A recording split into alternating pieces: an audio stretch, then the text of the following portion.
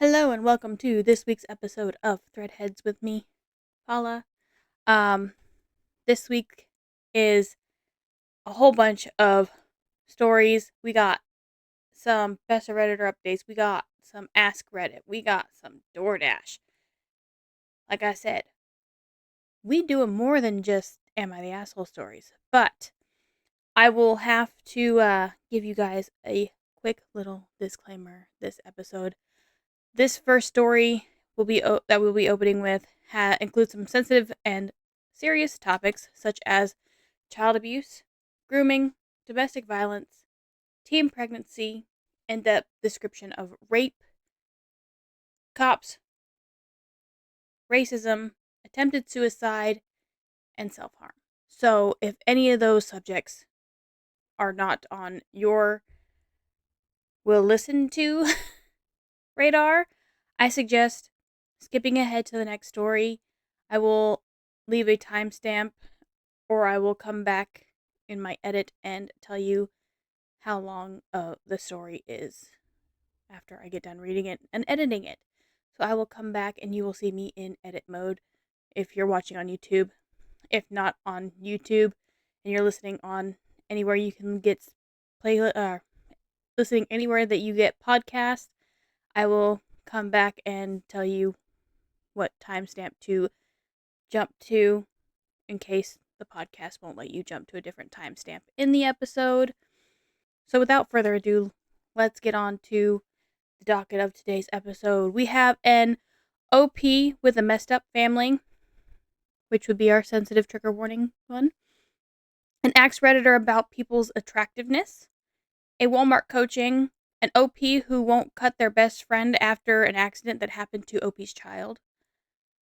Malicious compliance with overtime. Restaurant employees dishing on what happens when someone can't pay their bill.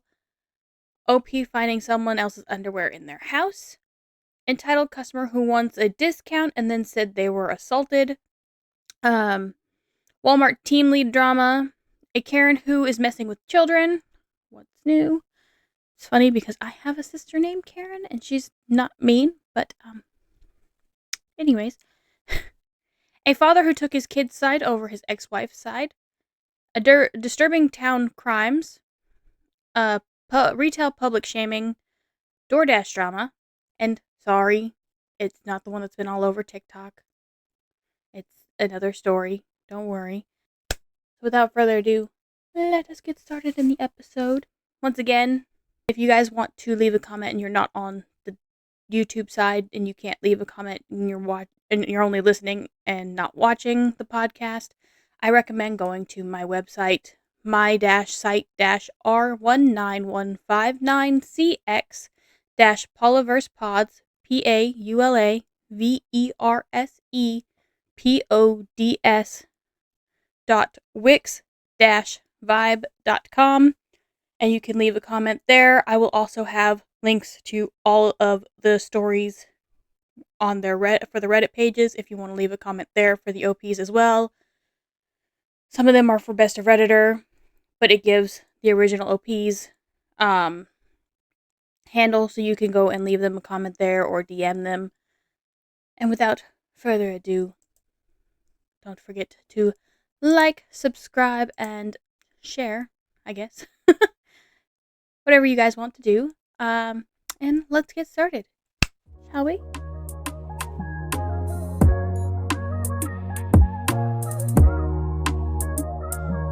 Okay. So, this is going to be the first story with the trigger warnings.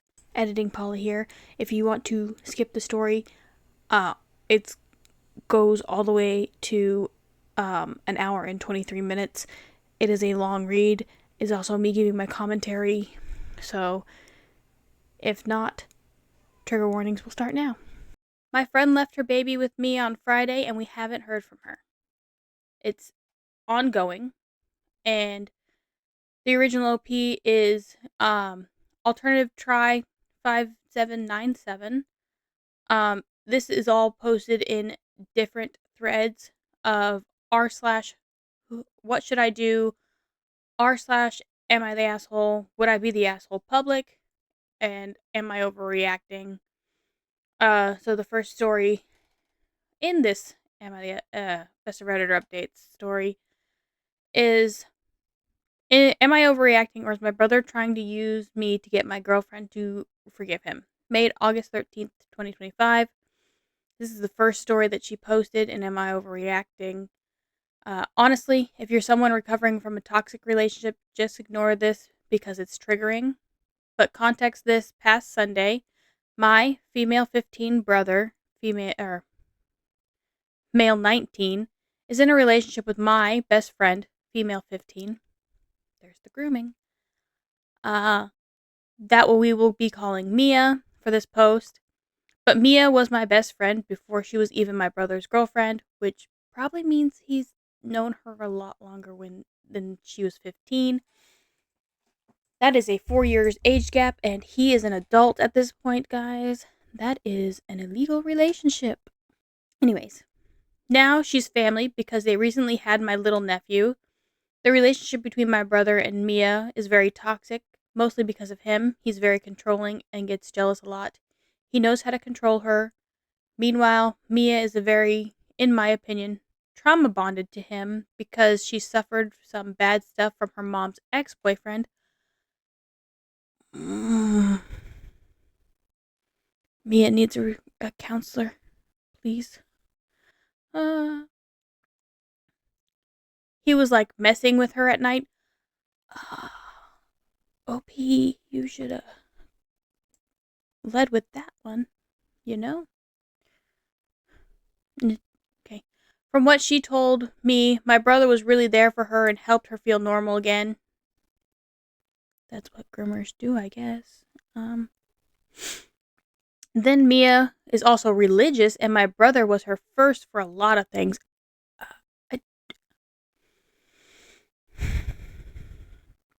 Technically, I'm pretty sure mom's ex-boyfriend was her first for a lot of things, non-consensually.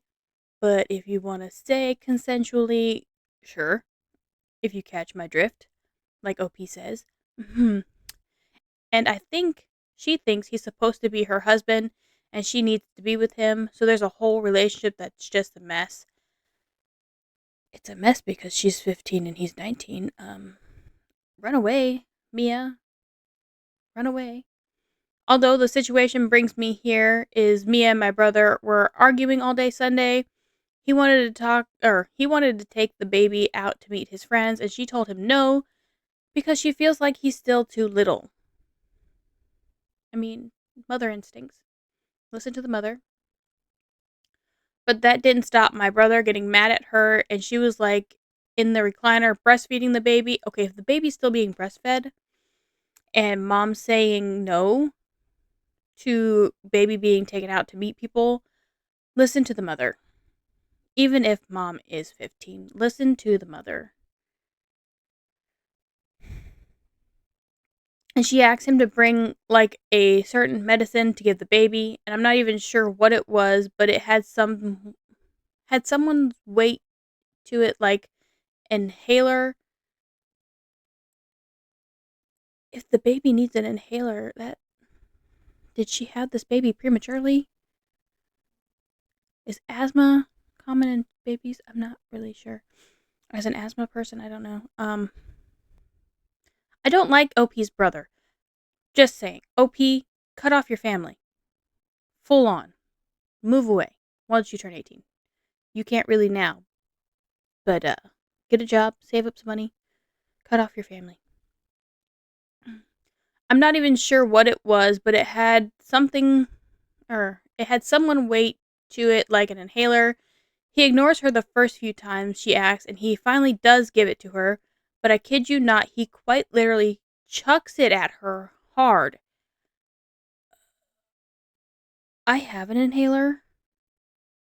It's about the size of this nail polish. Not the weight of it. It's a little heavier. Then again, this nail polish is like half drained. But that's not something you want to chuck at somebody. No. while she's holding my nephew, and this I could tell scared her, and she looked at my brother very obviously scared of him. I would too, because he tried to hurt you and the baby. After he does that, he looks at her and walks away, and she starts hiding under the blanket with the baby crying. Um,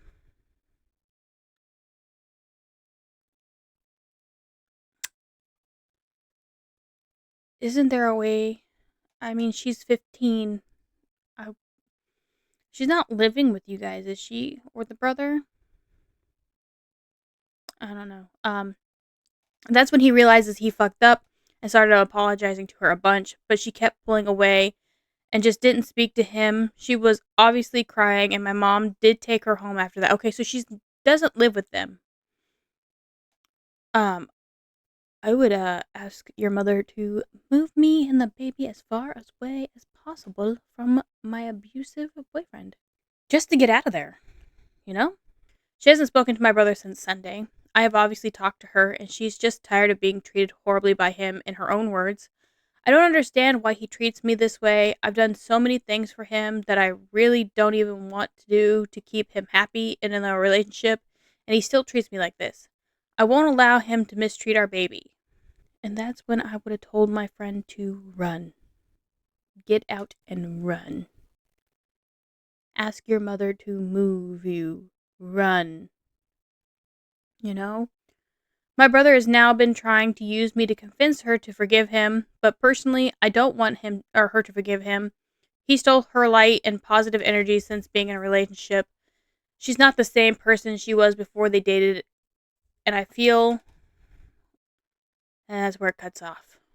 But I'm gonna say she feels terrible for her friend. Transcripts from the of text message between OP and her brother. OP, I have no idea why you're downplaying this. You were wrong, point blank. Brother replies back with, "Can you just tell her I'm really sorry? It was just the heat of the moment, and it's not that deep. She has done similar when she's mad." No. Mm-mm. I'm pretty sure she doesn't if she's hiding from you under a blanket. OP said, "I'm not telling her anything until you actually realize what you did, because right now you obviously are still trying to avoid accountability. Like, I honestly believe if she didn't have that reaction, you would not believe what you did was wrong." Right? Right. I love when people don't understand what they did wrong. Hear the sarcasm in my voice, please. Brother said, well, obviously, no shit. That's the definition of an apology. I wouldn't apologize if I intentionally tried to hit her. It was a mistake, and I'm not a villain like that, and she knows that. Are you sure that she knows you're not a villain? Like, she doesn't want you to hurt your baby. She is terrified of you. She's hiding from you. She hasn't spoken to you. And apparently, this abuse has been going on for a while if she is terrified. Irrelevant comments say, uh, where are your parents? What the hell is your mother doing during all this? As someone the age of your older brother, that's disturbing. I would never have sex with a child like that, much less with them a mother. Get CPS involved or something for Mia's sake.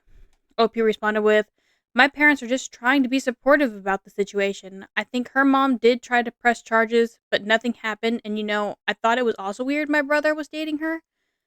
Yeah, he's an adult and she's a child.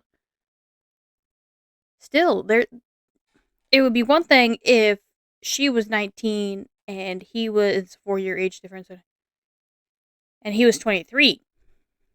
They'd both be consenting adults. She's still a child, so technically she can't consent to this relationship because he's an adult. I guess unless you're in like a certain state where 16 is the consenting age. I don't know. Anyways, another comment says, I feel so horrible for her. She was abused, and then your brother used her trauma against her to just continue abusing her. You are absolutely right that she should not forgive him or talk to him. He is a predator, and your friend deserves better. These situations are really hard because from the outside, you can't do much to help. But I'm sure your friend really, really appreciates having you, especially in the time like this. Keep trying to be there for her, and hopefully she can get away from your brother soon. I don't like the fact that your parents okayed this relationship. I'm with Mia's mom and wanting to press charges all the way. OP said, responded to that and said, the situation is a lot more serious than I thought, and I do feel way more awful before I posted this. I'm trying my best to help her, and I've been trying to convince her to press charges herself.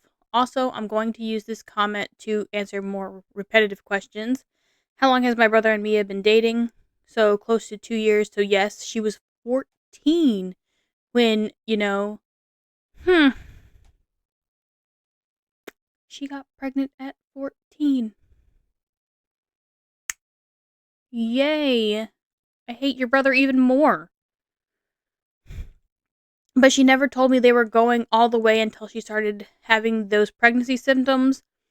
But also, they've been friendly with each other ever since she was like 9.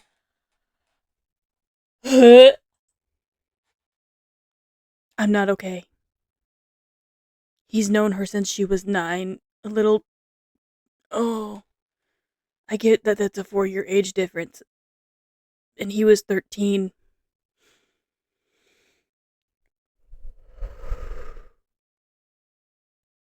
As soon as he turned 9 or 18, he shouldn't have looked at her. Oh my god.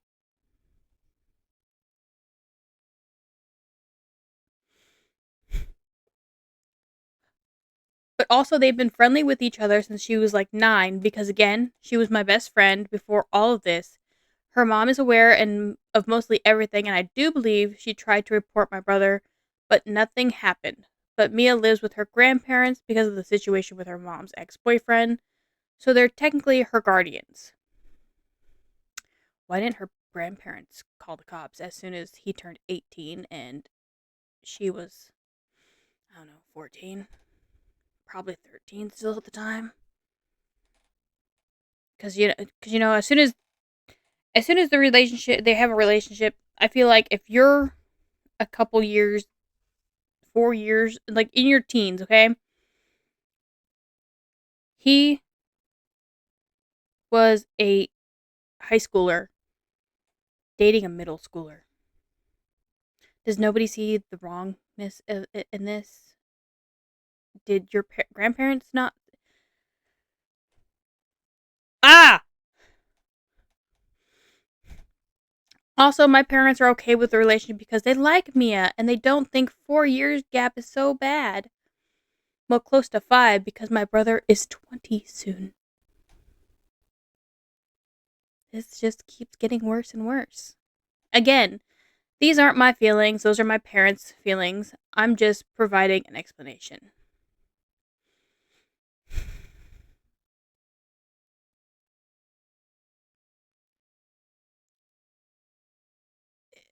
For people who can't see my reaction,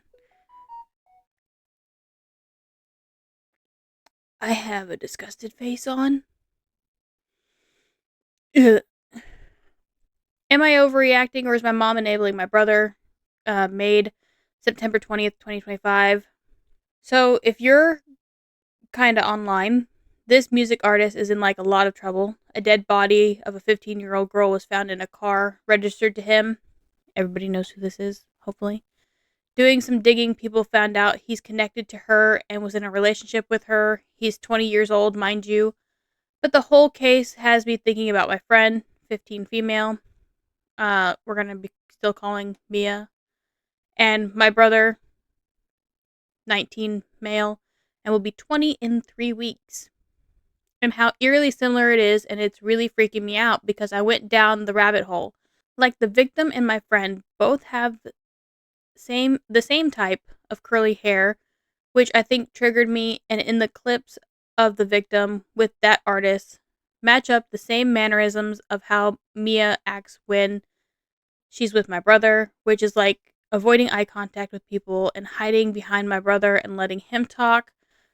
Oh, that's, he really did groom her. The whole thing really struck something in me. Like, it made my stomach hurt. I couldn't sleep. My brother gets insanely jealous and very protective of Mia. He wanted to know everything she has done sexually, including details about her SA, just so he knows he's the only guy she's been with. But even then, he blames her for allowing that to happen and shaming her for it. Oh, no, no. He groomed her and he victim blamed her? Ugh. Ugh. OP, I don't like your brother. Even more. So much. Ugh. She has told me my brother tried to convince her to run away with him. I can honestly go on and on. I would have ran away from him. Why didn't you advocate for your friend against your brother? I don't understand. Anyways, Mia's mom tried to go to the police about him, but it never went anywhere, and her mom went on a whole rampage about it on Facebook and said it's race related, why they aren't looking into it. Mia is mixed, my brother is white and in the military. Now we get the race part in there. Okay. I don't think it plays a part, and I have 2 cousins that are cops for our county, and my uncle's a state trooper. I think this is where the cops. This is why nothing happened with your brother, because they're playing favorites. They have somebody on the inside who can drop the charges. Helps to have friends in high places, don't you think? For pedos and groomers. Corrupt cops. I think it didn't go anywhere because Mia no longer lives with her mom. No, it didn't go anywhere because your brother has inside help. Duh. OP, I'm starting not to like you too. I know you're worried about your friend, but that whole statement makes me believe that you don't understand that the cops were hiding or helping your brother and made it look like, oh no, it's fine, both parents are consenting, when both parents are not consenting, even though grandparents are the guardians of Mia. My brother is scary to me, so I don't try to provoke him in any way. You're terrified of your brother.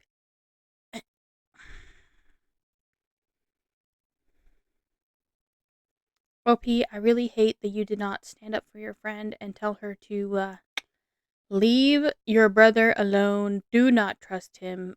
Back away. I would have full on been like, no, stop, turn around, do not be friendly with my brother. That is a no-go zone. We do not let the friends be friends with older siblings, especially if they're brothers. No. Mm-mm. Not, especially if they're just like really protective and controlling over that friend and not in a sibling related manner. And that's what it sounds like to me at the beginning of this, is that your brother was very overprotective and controlling over Mia, and you were terrified of him, so you didn't want to step in and tell your friend, please don't do this, or talk to your brother saying, I don't like the fact that you have a relationship with my friend. It's gross.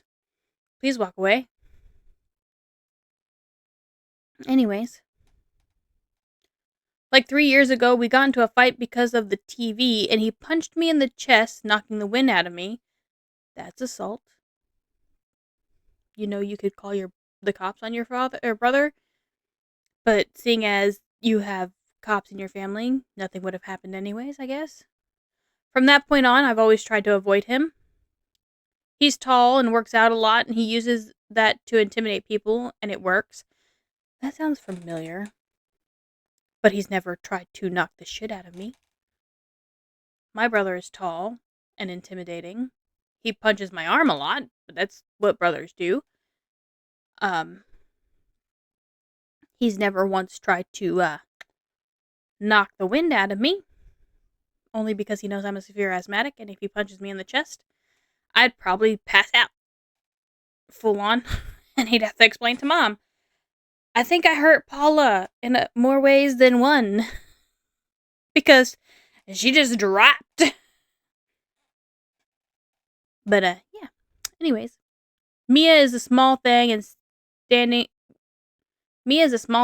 standing, she's only goes up to my brother's chest, so she's a lot shorter than him, and she barely weighs anything. Like, I can throw her if I wanted to. Ooh. Ooh. Mm-mm. Mm-mm. I think those grandparents kind of messed up as well. Because as soon as they got guardianship of her, they should have moved to a different state, away from mother's ex-boyfriend, and away from your grooming brother. I would have talked to her guardian grandparents and been like, this is what I'm seeing. This is why I'm not comfortable with it. I'm terrified of my brother. He is very abusive to me, and he's showing those signs to your granddaughter, and please move, get her out of here. I will miss her dearly. She is my best friend. But please move. Get her away from this situation. Anywhere away. Get her away. That would all I would ask from the grandparents. Is like, I would miss her. Please move her away. Please get her away from this situation. I can see it happening a mile away. Get her out of here. And I think that's where everybody's going wrong, because they're not taking into account that everybody's terrified of OP's brother, Mia included, and she was just sexually assaulted by her mom's ex-boyfriend, and now she is being groomed and manipulated by her best friend's brother, who saw this happening and was just like, well, I can take advantage of this, and that means now I can get her and use her to my advantage.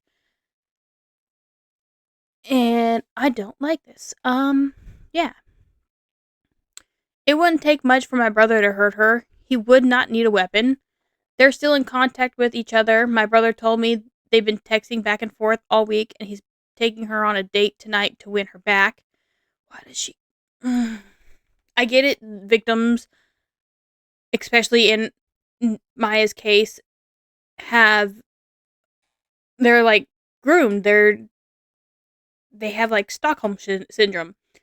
You know, she had something terrible happen to her, and he played off onto it, and he was just like, I'm here for you, you're okay, nothing like that will ever happen to you again, I got you, let me protect you. And now he is becoming her abuser, and when people are abused, they can fall back into that constantly. Watch The Walking Dead. It happened to Carol time and time again. The only way she was able to escape was when her husband died. And that's when she finally grew out of her shell, and, something has to happen to the abuser. She has to hit rock bottom for her to finally get away. OP, I hope your friend does not hit that kind of rock bottom. I hope she does not hit the rock bottom of the girl found in the car of the singer, because that rock bottom is death. But she hasn't been talking to me much, which isn't a good sign, because it means she's back with him and doesn't want to tell me about it. But am I overreacting about the situation, or do I need to calm down? No, you're not reacting enough. OP. Also, this isn't rage bait. I'm deeply serious and I need help. It's so unhelpful when people just jump to that. I feel like you kind of are rage baiting, because you're not overreacting enough. I would go to OP's grandparents and be like, listen, not OP's grandparents. I would go to Mia's grandparents, if you are her best friend, and be like, listen, you need to get her out of here, out of state. Contact a lawyer, file for child support. Get her out of this situation. She's just going to keep going back. She needs somebody to pull her away. Somebody to, because you are her legal guardian, she can't do anything unless she gets emancipated as an adult and basically gets emancipated and becomes a legal adult by herself. Because of emancipation, she will need you guys to pull her out of that situation. Okay? Like, go to her grandparents. Anything. Because obviously you can't go to the cops because the cops won't do anything. Because you have family in the cops and they're not taking it seriously enough. Which is just irksome in my own thought process. Like, it's irksome. It's you're not reacting enough. You're underreacting. Go to her grandparents. Get them to move. Make them do a restraining order outside of your city, outside of your state, because you have an uncle who's a state trooper. Have them press charges, child support, anything. Get her out of that state. Move halfway across the country, for all I care. Get her out of the situation. We have transcripts between OP and her mom. Some text messages. She sends a link to the TMZ article and follows up with, sad, isn't it? OP's mom says, yeah, I hope she gets justice. And OP says, that's all you gotta say? Doesn't it remind you of one of your kids? OP's mom says, what are you talking about? And what the hell do you want me to say? OP then replies with, I mean, this situation's very similar to censored message. So I'm guessing between OP's brother and best friend.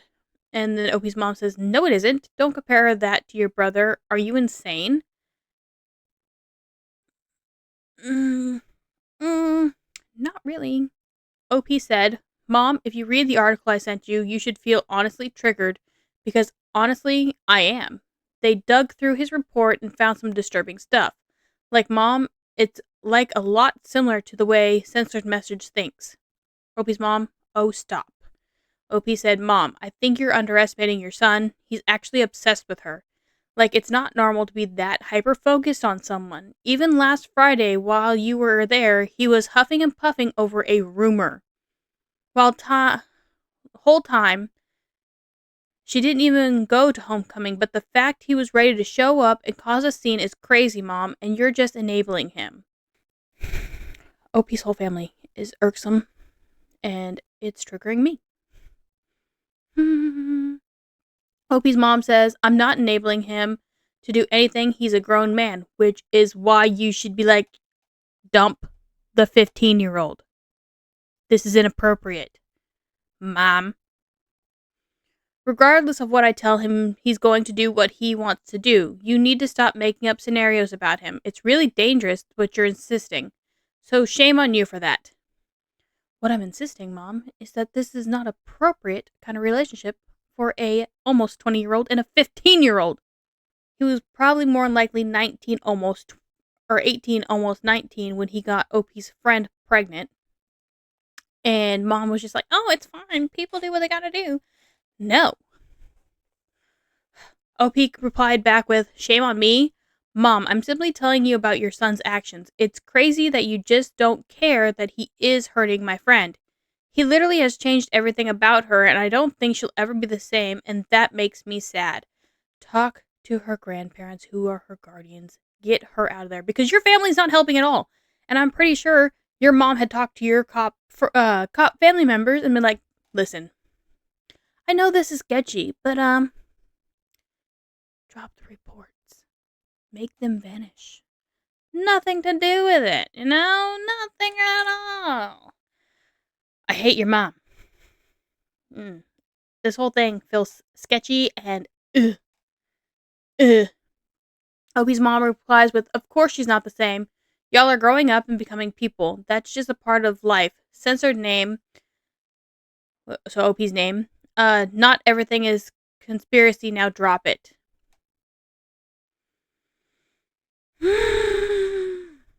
No. Next part of this is from another am I overreacting, or I think this is true off my chest. I don't know. This is an advice one. What do I do, 16 female? What do I, 16 female, do when my friend, 15 female, wants to back with my brother, 20 male, who's abusive? Made September 30th, which is just, what, 5 days later? No, 10 days later. Okay.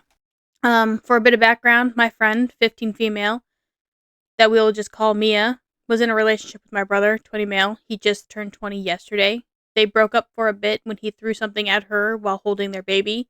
But now they're friendly again. I suspect they're going to get back together soon. She has a pattern.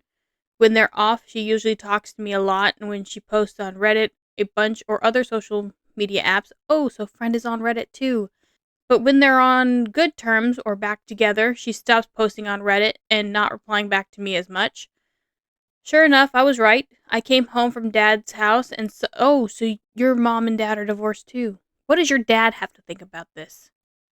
Because you have nothing to say about your father.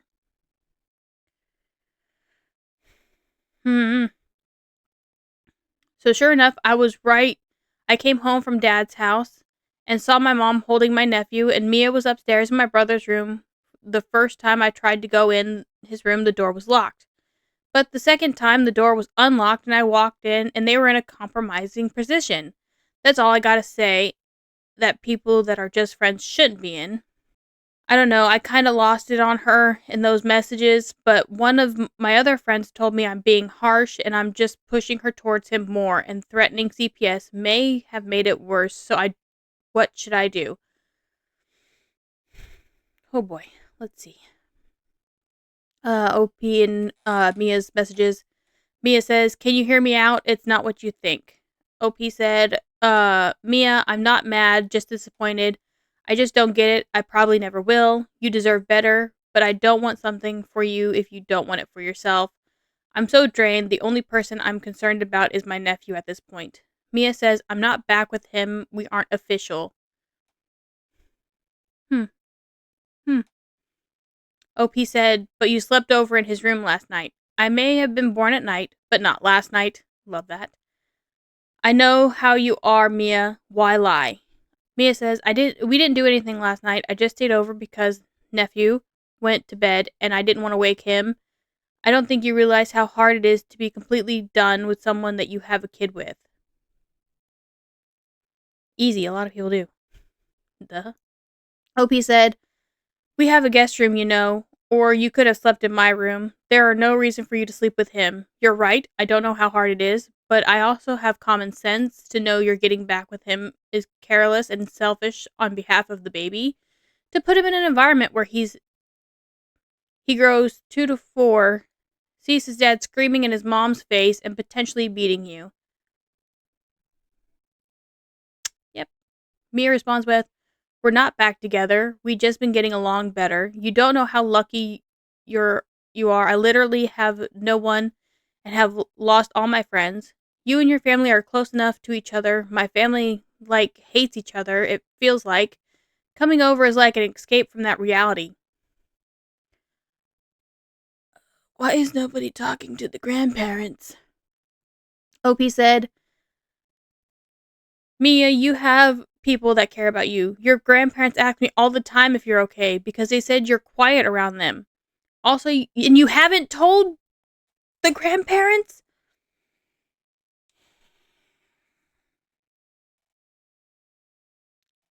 OP. OP. Also, you still have our friends. You can reach out to them. I sit with the crew every day at lunch and they still ask about you. I know my brother kinda has brainwashed you into believing that it's y'all against the world, but it's really not. It's him against the world.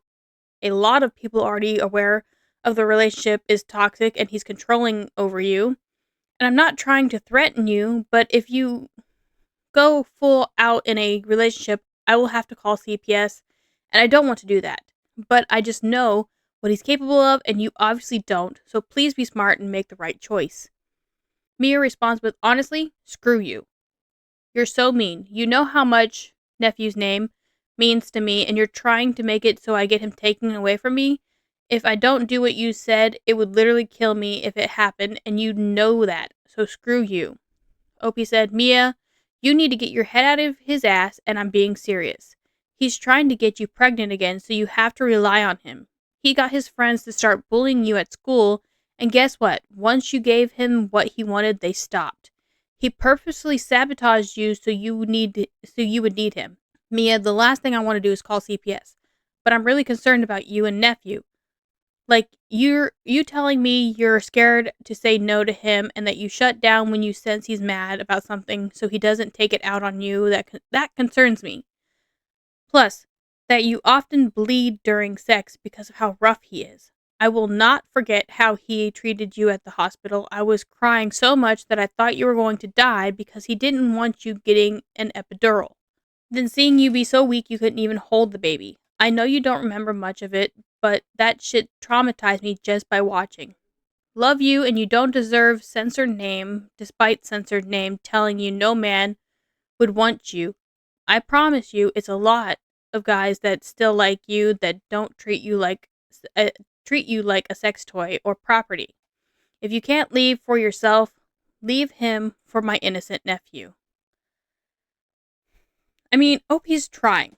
Not very well. She didn't tell the grandparents that. My friend left her baby with my family on Friday, and we haven't heard from her. Made October 6th, 2025. So that was 6 days later. Thursday night is the last time I heard from my friend Mia, fake name for Reddit, and Friday afternoon is the last time I seen her. She wasn't in a good headspace emotionally. The last time I spoke to her, she was having a panic attack. She's been getting bullied at school because someone posted an exposed video of her, and a lot of people seen it. And Friday, I did see her at school, but she left early. When I got home, my nephew was there, which is Mia's baby, that she shares with my older brother, and my mom told me her grandma dropped him off and asked if we could watch him until Sunday night and gave no explanation. Now it's Monday afternoon, and we still have my nephew and can't get in contact with anyone on her side. My nephew, I can tell, just wants his mom. Every time I show him a video of her talking, he smiles. He's been cranky today, and we're almost out of breast milk for him. I'm really worried about Mia. She loves my nephew and would never just give up and leave him willingly. Us even watching the baby over the weekend is something she'd never usually let us do. Her location on Find My Friends hasn't updated since Friday morning. I drove to her mom's house and grandparents' house, and there's no sign of life at her grandparents'. But her mom was home, but didn't know what I was talking about, nor really cared. It seemed it was bizarre. I don't think she's missing, however. This isn't normal behavior from her. First edit from OP. Small update, kind of positive. One of the cops that were getting all of our info noticed the age gap between my brother and Mia, and he wasn't very fond of it. He said tonight he's going to focus on finding Mia, but he wants to meet with my brother for some questions tomorrow and that he should bring his attorney along. Mia is 15, her brother is 20. Edit 2. Update, Mia's brother and CPS have come and taken the baby this morning. My mom was trying to keep the baby there, but they wouldn't allow it. My mom is now freaking out because she believes my brother is facing criminal charges. The police still haven't given us an update. Brother should be facing criminal charges. He's 20. Edit 3 from OP. Small morning update. I'm being pulled from school because my mom told me the cops want to talk to me too. I'm very nervous about talking to them. I don't want my family mad at me, but my mom is telling me not to answer any questions related to my brother and Mia, but to keep it only about Mia. No. Full on answer all questions. Bump what mom has to say. Edit 4, final update, or final edit from OP. Final update, I guess, because I don't know what's going to happen next. I was questioned by like an officer or detective, someone in a suit for 3 hours, it felt like. And the only thing they told me about Mia is that she's okay. My nephew was able to see her, but she's in the hospital. They refused to tell me why she was there, all that she's traumatized, and she's barely telling them anything because she's still protecting my brother. They're already been investigating my brother, so they brought me in to question me because they needed to know information about the timeline of the relationship between my brother and Mia. They honestly had majority of information already. They just needed a verification on the timeline. But it concluded with them telling me my mom and brother are going to be charged today, but not to worry because they're probably both going to be given bail. No, absolutely not. But they're just trying to figure out what to exactly charge my brother with because it's apparently a difference if she was 12 or 13 when the sexual abuse started. And as for my mom, which I'm extremely shocked, she's in trouble too, but she's facing some child abuse or endangerment charges, as she should be, because she was allowing the relationship. They told me I couldn't contact Mia because her family made it clear to the police they don't want my family near her, which I understand, but I'm also emotional about because she's my best friend and now I can't speak to her. OP then clarified on what happened to Mia. Is what happened with Mia update. Today at school, it was a PSA to keep Mia in our prayers because she was in the ICU. Mia's cousin told me she tried to take her own life Friday and that she was in the hospital recovering from an attempt because she was pretty close to succeeding and really harming herself. But it's tricky because she's denying that she attempted so she could go home and be with her baby and also still defending my brother. She believes he loves her. The doctor, I guess, is mad with her family for not following the care plan because they let her see her baby so soon after a big attempt like that, shutting the door for any process. They did, though, find a letter she wrote to my nephew and left in a bassinet with him. So they put a psychiatric hold on her. The whole thing is so extremely sad. I feel awful that she felt so stuck that she felt like it was the only way out. My brother has her brainwashed and already prepared her for the moment the police were going to question her. He told her if she was ever honest with the police about the relationship, they would take away her baby because she's mixed and the baby is white. Technically, the baby's mixed too, but okay. He's using her racism trauma she experienced in our town as a means to scare her, and it's working. I've been trying to tell the cops that they need to tell her that they won't take my nephew because knowing her, that's the only thing she cares about truly. OP clarification on what happened with her family. Okay. As for my mother and brother, massive trigger warnings, details about the abuse mentioned above. Don't read if you're a survivor.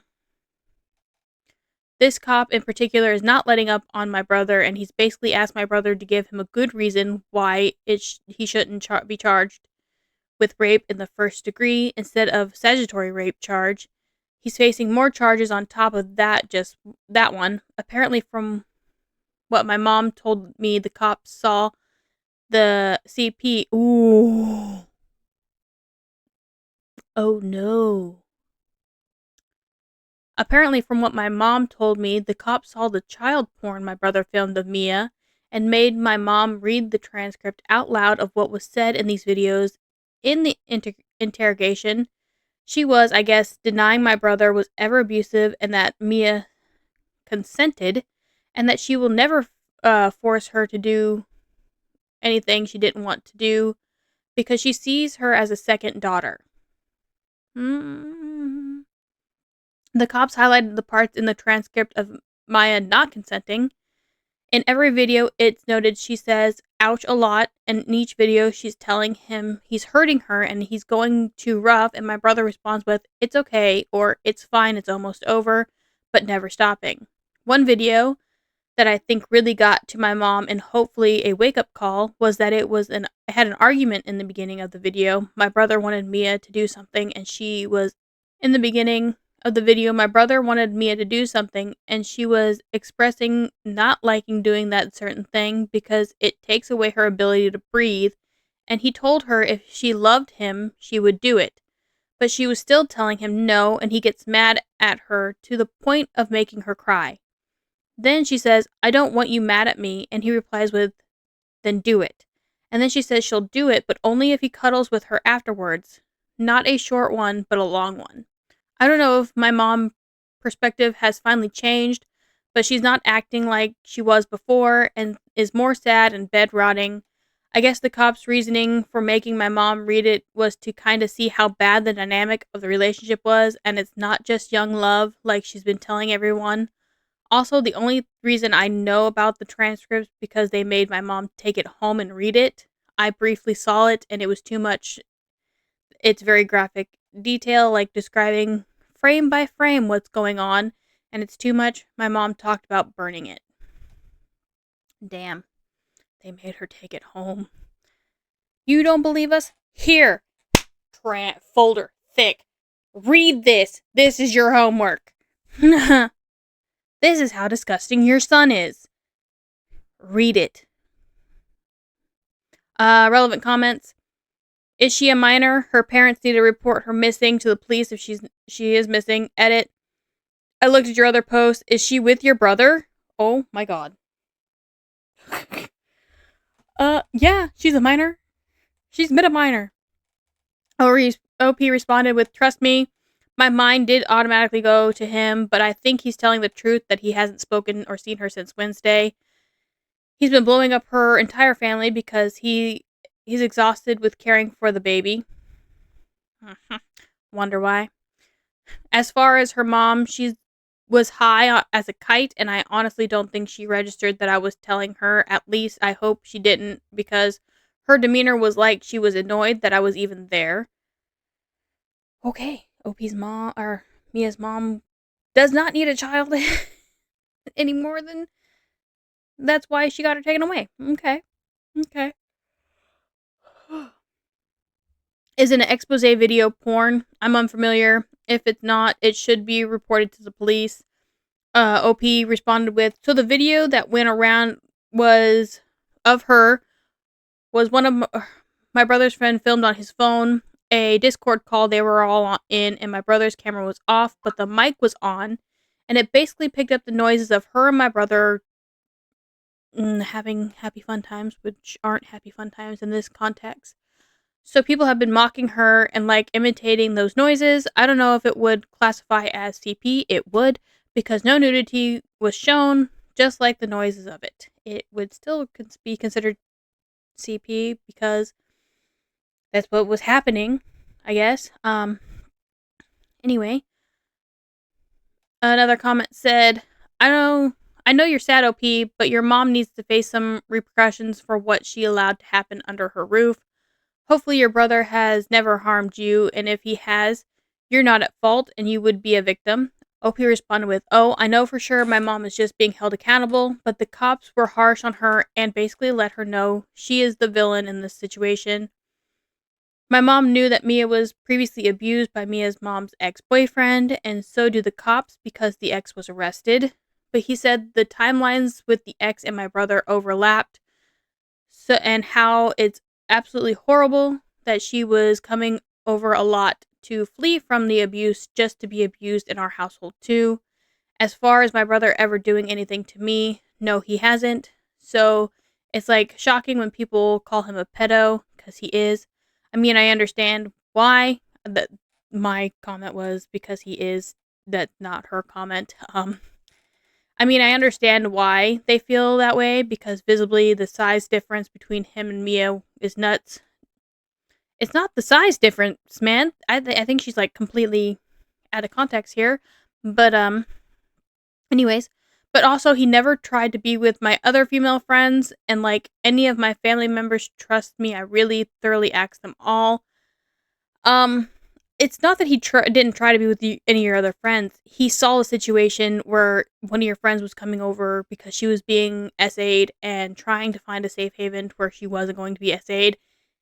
And she found a place where she was going to be SA'd even more. And she thought she was going to be protected by an adult. And that adult betrayed her as well and tricked her into thinking that he loved her and that she was supposed to love him too, and that they were supposed to get married, and he baby trapped her basically by making her have a baby, and was just like, see how much I love you, I gave you my seed that you now have to raise and take care of, because I can't take care of that's too hard, it's frustrating, because he is a pedo, and he took advantage of her, and he groomed her and assaulted her and made CP of her and left his mic on a Discord call with his friends, and his friends recorded it as well, which is also very, very wrong, in my opinion. But anyways, let's get back to this. I thought he only went for Mia because she's pretty and he knows boys in our grade liked her, so he became narcissist. I thought he just wanted to claim her before anybody else did. This does not help your case. Would I be wrong to still contact my best friend when her family requested not to? Made 2 days later on October 9th, 2025. And I have to say, you would be wrong, especially because they don't want you to contact her. But, anyways. My friend that we will call Mia, 15 female, is in the hospital for mental health reasons. The way me and her left off wasn't good, and given the circumstances of what likely drove her to be there, I feel awful, and I just want to tell her I love her and that I'm sorry. There's no PG or casual way of saying this, but my brother, 20 male, and my mom, 44 female, were charged for stuff pertaining to Mia, because basically my mom allowed my brother and Mia to date and sleep in the same room at night when she was supposed to be sleeping in my room, and obviously a baby came of that. I had been interviewed by some sort of prosecutor or detective, and they told me Mia's family requested my family doesn't contact her. I understand that when it comes to my mom and brother. However, I just feel like it's unfair. She's my best friend. It doesn't matter if you're her best friend. They don't want you contacting her because you are a link to her brother. You may not like your brother. You may not like your mother at this point. But you are still a link. And until you become 18 and get out of that house, you are still a link to your brother and to her trauma. And unless you go no contact with your mother and your brother, you need to leave this girl alone. But yeah, anyways, however, I just feel like it's unfair. She's my best friend and would never want her to go through those things she did. Also, I find it hard to respect anything with what her family wants now, because they never gave a crap about her until now. She would literally spend weeks at a time at our house. Even when we started high school, she was having a hard time registering because no one in her family did. My brother had helped her get signed up for school. That's a no-no. Concerning?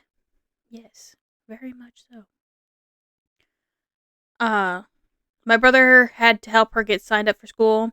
I also sat with her when the same family sent her to voicemail when she needed help with her mom. So I'm wondering if it would be wrong to just reach out to her still. If it was her that requested, I would obviously respect it, but her family, minus is her grandparents, don't even know her. Minus her grandparents. Okay. First comment was, leave the girl alone. Be glad you aren't being charged with accessory after the fact for statutory grape. You seriously thought it was okay for your friend, who was younger than 15, to be sharing a room with your adult brother when you had sleepovers and not tell your parents or the police?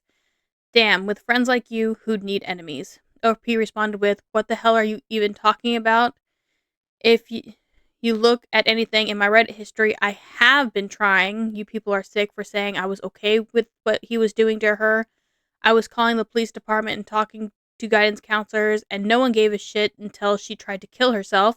Also, I can snitch all day, but if she's not being honest with the authority figures, they can't do shit.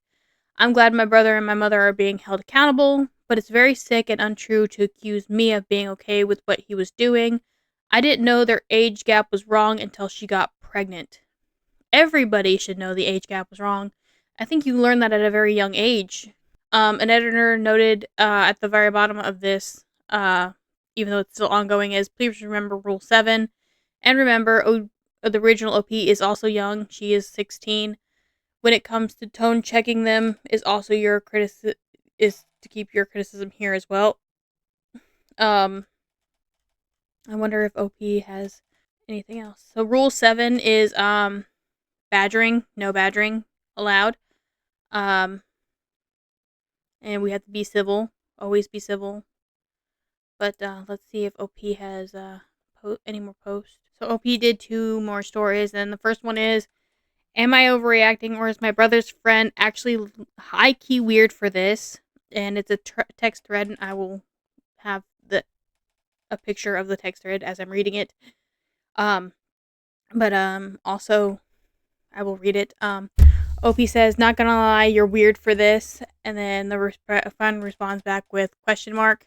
And then OP responds with, she just got out of the hospital and you're already swooping in. Friend just said, whoa, chill, we're just hanging out. And OP said, and that's exactly the issue, because you men never mean just hanging out.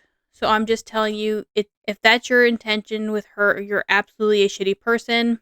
The friend said, but you don't know my intentions. Also, it's kind of strange on your end that you're being so invasive with who your friend is dating.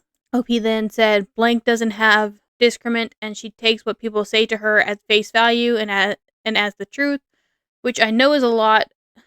You dudes probably like that about her, and is why me being her friend gotta step in and protect her. But it's also still odd, her ex is your best friend and she's getting out of a mental health facility, and the next thing I see is you taking her and my nephew to a pumpkin patch doing family poses. It's odd, blank, it is. Brother's friend said, and I'm telling you, it's literally not like that, and we're just talking and hanging out. Nothing physical is happening. She really wanted to go to the pumpkin patch with the baby, so I offered to take them. Plus, I'm on her side when it comes to blank. But again, we're still just friends. But if it does develop to something more, I won't be opposed to it. So technically, he likes it. He likes the friend, and Anyways, these messages are between my brother's friend, male 20 question mark, and myself, 15 or 16 female. So he's not opposed to dating OP's friend, who is 15. That we will call Mia still. And he is in his 19s, 20s, so he's an adult and is also looking at a minor sexually. Okay. My best friend, we'll call Mia, female 15, was recently in behavioral health center and was discharged last Wednesday. My brother, male 20, was abusive towards Mia, and in my opinion, the reason why she ended up there because he leaked inappropriate videos between Mia and himself. Luckily, he is now facing the legal consequences for doing what he did to Mia, and they also have a baby together. This is going to sound weird, but bear with me. It's common in my area for guys to date their friends' exes. I personally don't partake in that, but it is a thing here, so his friends doing this isn't shocking at all, but it's not my issue with his friend. My issue is he basically was there when my brother was torturing Mia and knew exactly how the relationship went. I wouldn't be shocked if he saw the videos between my brother and Mia, and that's how close him and my brother were. So it's odd, in my opinion, that he suddenly likes her now that my brother is most likely going to jail, or going to do jail time, and Mia will be turning 16 in January, which is the age of consent here. Oh no.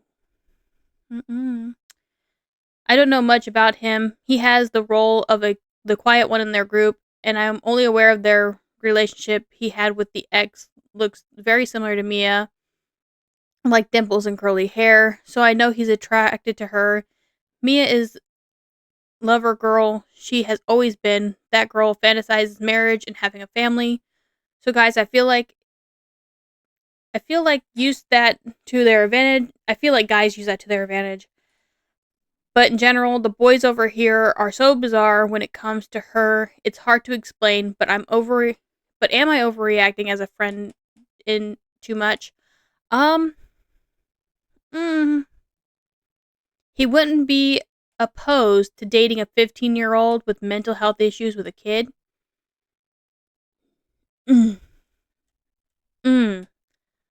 No. Gross. Ugh. And then the last update was 9 days ago from True Off My Chest. My family house was raided and everyone in our neighborhood literally stood outside and watched. I'm just going to jump out and say it, but yes, our house was raided Friday afternoon, and it's honestly still a blur, and it just feels like everything has just become worse by the day. The only way I can describe what my family is in trouble for in a quick way is my mom allowed my brother, uh, 20 male, to date my best friend, 15 female, for close to 3 years, and they have a baby together. The reason why my brother is now getting in trouble for it is because, so technically their state, because we learned from the last state, the age of consent is 16. So technically, he became an adult at 16 in their state. Cutting into my rant here. Yeah, no, OP's brother was 17 when they started dating, and with the legal age of consent being 16, that was still illegal. So according to Google, it is, based on the ages and the timeline provided, the relationship likely began when the girl was 13 and the brother 17, which would have been illegal in most U.S. states, even with the age of consent being 16. And here's how it breaks down. Legal context of age and consent. Age of consent in most U.S. states range from 16 to 18. Most states have a close in age exception, also called the Romeo and Juliet laws, that allows minors close in age to engage in consensual relationships without legal consequences. Those exceptions typically cover the age gaps of 2 to 4 years and often do not apply once the party turns 18 or if the younger party is under 14. Timeline analysis. OP's brother is 20 and her best friend is 16, or her best friend is 15, not 16, with a 3-year relationship history. That means the relationship started when the brother was 17 and the friend was 13 or 12. One of those, she didn't really tell us what age they started dating. At 13 or 12, she was below the age of consent in every U.S. state. Even with a 4-year age gap, no state allows a 13-year-old to legally consent to sexual activity with a 17-year-old. So yes, the relationship would have been illegal when it began, regardless of the current age of consent. So, in all technicality, that relationship never should have happened. And it's gross. And the mother should have known this. So, yeah. Swallow that bit of information, everybody. This is still disturbing to me. Anyways, the reason why my brother is now getting in trouble for it is because he got upset at her for breaking up with him, and he leaked pretty much CP of them being intimate. That resulted in her to get bullied badly at my school, and she tried to take her own life, and while she was being treated at the hospital, they found out she was pregnant again. Oh, boy. So with her age and being pregnant again so soon after having my nephew 4 months ago, they reported it to the police and they started investigating my brother. The reason, I guess, why our home was raided was because they found that my brother was sending large amounts of money to her mom that goes back to 2023. Ugh. When they started dating. So brother was buying off mom. Okay. So they believe that my brother was selling the videos he was making with my friend and was paying her mom to look the other way and provide more money to her mom so her mom can continue her addiction. They don't have proof of it, but there's a theory, and the raid was to find evidence to support that claim, and that's what my dad told me. They took majority of our electronics, even my little brother's iPad and my laptop. I mean, your brother is gross. Please cut contact with your mom's side of the family. Stay with your father, unless he is okay with all this. Anyways. So everything is just a lot worse than I originally thought, and I had no idea it was that bad, and I feel so awful for her, because thinking back when she was here and it was happening, I didn't protect her like I should have, and I feel like I missed all the signs that pointed to it. I honestly used to think their relationship was normal, and I was even jealous at one point. Ew. Not because I wanted my brother, that's fucking gross. Okay, thank you. I was just like, ugh, ugh. I just thought he was so sweet to her, and he got her these nice, expensive gifts, but I did not know the reason he was doing all that was because he was practically torturing her when he got to be alone with her at night. So when people ask me why didn't I do more or step in sooner, their relationship was presented as normal to me, and that's what a normal boyfriend girlfriend relationship should look like, not at the age limit that they are at.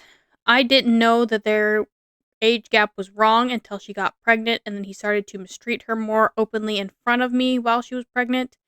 Oh yeah, let's abuse a pregnant chick. Mm-mm. OP, no. Just no. Everybody learns at a young age.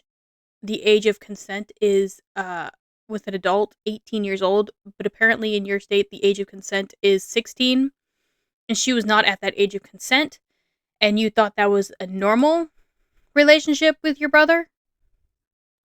No, ma'am. No, ma'am. Mm-mm. That's when she started to tell me the more negative sides of the relationship. Even now, my brother and mom are being held accountable. I feel like our lives are over. Like, I'm not even sure if I can go to college anymore with this all happening. And I've been isolated by my community, so none of my friends don't want to publicly associate with me. And with my best friend, she has to be a mom. And I'm hearing rumors that she's dating one of my brother's friends. And I'm not even sure his age, but he's older than my brother. Ugh. Ugh. Age of consent is 16. She's still not consenting. No. Gross. Where was I at? Anyways. So I'm so sad for her and my nephew because she's still so brainwashed by my brother, and she believes that what their relationship was is normal and that's how guys are supposed to treat her.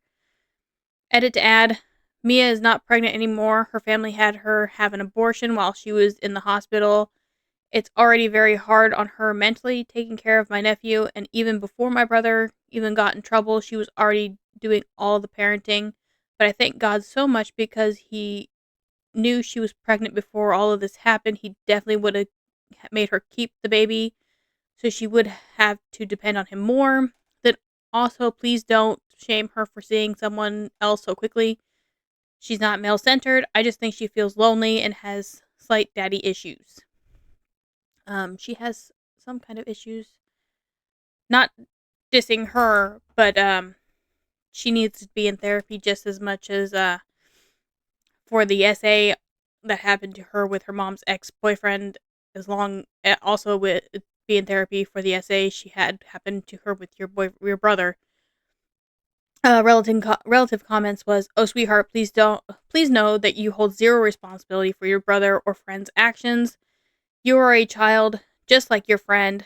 The adults in your life failed you both. I hope you won't let your unnecessary shame keep you from supporting your friend. It sounds like she needs as much sincere love and support as she can get. Please don't blame her for the situation, and please don't ever encourage her to get back together with your brother. She wasn't encouraging her in the first place. She sent messages to her saying, 'Do it and I will call CPS.' So, you know. And please understand if she can't be around you right now for a while. You may represent bad memories with your family to her. You are in a tough and challenging situation. Maybe don't worry right now about future college plans. Focus on getting through each day as best you can. You're not responsible for any of this mess." And another comment says, "I remember reading your story in earlier posts, and I'm so sorry for what your brother is doing to both you and your best friend. Did they arrest your mom too? Who's taking care of you? How's your best friend and nephew?" OP responded with saying, "Hi, yes. They were both arrested, so both mom and brother were arrested, and both bailed out.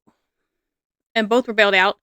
Um, my brother is staying in our cousin's that's across town, and my mom got to come home to us. And right now, I'm with my dad and stepmom for the time being, since my mom and stepdad's accounts are like frozen, and I haven't out to my best friend. I know she's still with her grandparents and has my nephew.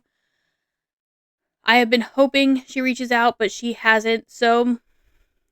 And so much of my information I've been getting about her is through a mutual friend, which is considerable because her family doesn't want you to contact her because you are still a link to people that were abusing her. Another comment says, I'm probably going to be downvoted, but I'm glad your mother is arrested as well. She's a big part of the problem. I just read everything you posted. Your brother, having known her since she was 9, the same age as you two were best friends. He's clearly a predator, and your parents are enablers, especially your mom, as it happened at her house, and she turned a blind eye to what happened in front of her, not to mention she's downplaying it when mentioning it to her. Another comment says, OMG, this freak again? Sweetie, he needs to have consequences for his abuse of your friend. Every time you post this, it's even worse than last time. Your mom and your brother are both terrible people, and apparently so is her mom. I'm so glad the law has finally stepped in. I'm so glad that a cop that isn't related to OP's family stepped in as well. But, yeah. Editing Paula here. For my YouTube people, I look like this because I am fighting food poisoning. But I was editing and I needed the pictures for the text from OP and OP's brother's friend. And I saw that OP had updated another story, so I will read it for you guys. How do I explain to my younger brothers why my older brother is in trouble? So, my mom and brother were recently arrested, and if I just read the charges, it would be confusing. So, for a simpler way to describe it, my mom allowed my brother, 20 male, to date my best friend, who we'll just call Mia, 15 female, for close to the past 3 years under her roof. Mia gotten pregnant by my brother, and my brother was filming explicit videos of her. And what we think we're selling it to other pedos, so our house has been raided and our electronics were taken, just a lot. But I also have 2 younger brothers, male 6 and male 9. My brothers have no idea what's really going on, and I feel bad, but they're like too young for me to just tell them straight up. But my mom and my stepdad have taken the approach to just not tell them or explain anything to them. So guess what they ask me? My older brother is out on bail, but my brother isn't allowed back into our home, so they've been asking about where he is. But I don't think they miss my brother like they do Mia. They ask about her the most. She was one of the very few people to come over, and she actually interacted with them and played with them, so they've been actually sad about her absence and don't really understand why we can't talk to her right now. I'm worried about my 9-year-old brother the most, because I think he understands a bit of it. He's been word vomiting a lot and just been telling me a lot of random things about my brother and Mia. Some of it's just nothing, but this morning he told me that one time my brother was watching him and my other brother. Mia was over, and I was at my dad's house. He told me that Mia was supposed to play with them, but my brother kept her in his room, and every time he would knock on the door and ask for her, my brother kept sending him away. Then he told me he heard loud banging on the walls and yelling, and it was followed by screams. He then said he and my brother started hiding because they were scared of what they were hearing. My brother did eventually leave the room, and things got quiet, but my little brother told me he still wanted to play with Mia, and when he goes to his room, Mia was sleeping under the blankets. What, was she sleeping under the blankets? Really? Now I kind of realize my brother was exposed to their relationship. Now I'm just worried about him, and I'm not sure how to even have a conversation about it. I don't want him to think what my older brother did was normal. Also, please don't recommend a family therapist, or a therapist in general, because we don't have access to one. I mean, if there's a therapist on here, that would be great. Relevant comments in the first comment is, then he told me he heard a loud bang on the walls and yelling that was followed by screams. I kind of realized my brother was exposed to their relationship. Your older brother is a child rapist, and that wasn't a relationship. He preyed on a 12-year-old. Hopefully, they'll throw the book at him. Tell your brothers he hurt a young girl, and he will be sent away for it. Another comment says, and the mom, she was just as disgusting and awful. Another person commented saying, every update about this girl makes my heart sink. She really just wanted to be a kid and play with the other kids. This story is just heartbreaking in and of itself. Another comment says, It might help if you broke it into the most simplistic terms. Brother is in trouble because he wasn't supposed to be with Mia, and now he's going away as part of his punishment, and Mia wants to see you guys, but she can't come over anymore. Young minds are more resilient and elastic than we give them credit for. Let them know that you are there for them and they will bounce back. Make sure you attend your own mental health as well. Family crisis like this can be overwhelming and demonizing. Given time, you and your brothers will weather this and be more mature emotionally for having conquered it. A lot of people are giving her advice on how to talk to her younger brothers. One comment says, so 12 female and 17 male 3 years ago when it started, and your mom was cool. If it was almost 3 years ago, he was 17 getting ready to turn 18, with her being 12, probably just turning 12 at that. And so, yeah. So 12 female and 17 male 3 years ago when it started, and your mom was just cool. What about her parents and all this? I don't think therapy is the solution. I think CPS is more in line. I'm sorry to hear all this. I think you should allow a neutral adult to handle the situation with your younger brothers. Somebody else commented, CPS is already involved, if I understand correctly from OP's other posts. And I'm pretty sure they are too. Somebody else comments, the 9-year-old especially needs to know most of what you know. The 6-year-old needs to know part of it. The essence is, older brother was hurting Mia. The police had stopped it, and the older brother is going to court to determine if or how much punishment he should get. We don't know yet, we don't know yet what the court is going to say. Mia has bad memories about it and probably won't come back because thinking about it makes her feel bad. Can they write letters or email her? Find out before you talk to them because it's likely they will ask.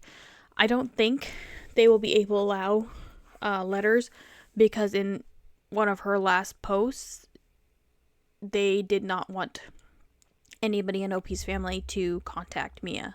If anyone ever hurts you, you can call the police too. Tell them how to call the police. Tell them if they call the police unnecessarily, the police will come. Emphasize they shouldn't do it unnecessarily. Maybe instead of telling them to call the police, you might state they should tell a trusted adult if there is one. I would not trust anybody in her mom's side of the family. They are going to ask what he did to her. This is the only place where you tell half the truth. Maybe tell them he looked at and took naked pictures of Mia. That is true, and it might be enough for their ages, or they deserve answers as close to the truth as possible. The 9-year-old might be told that he made a baby with her, and that is illegal, and she was too young to be given permission. She was too young to even give consent, honestly. Think about it ahead of time, how much info you think they need. It's also possible this conversation will shake loose the info that there is more victims in this household. Make your conversation very matter of fact. I've had to have a similar conversation with a 6-year-old. It's not easy, but they deserve the truth. They are going to ask what he did to her, which is probably sad, and I am not going to look forward to any more updates, but I will keep looking for updates on this one. If there's any more, I will, because it's in my saves. So if there's any more updates for this story, I will go ahead and put them in whatever episode I am working on and just update you guys. So, yeah. To get away from that, let's go on to the next story. This one is an AskReddit thing of what is a habit that's insane that instantly makes someone less attractive. We got people saying being unkind, especially with those of less power to you, people who think bullying is a flex. Okay. Telling outlandish tales that are obviously made up. My ex goes around telling people that he runs a biker gang and the police is afraid of him. Sometimes he says he was hired by the CIA to infiltrate a biker gang and he's in the witness protection program. He also is the type to post pics of himself holding wads of cash on Facebook dead ass thinking ladies are impressed and males are envious. People that spit everywhere. Not picking up their dog when their dog poops. Then taking them out for a walk or littering. I instantly lose respect for you when you do either of these things. Clean up after yourself and your animals. Someone chewing with their mouth open, or lip smacking and slurping with their mouth full of sounds. Instant rage. When they don't know something, but instead of trying to find out or even become curious about it, they're like, whatever, who cares?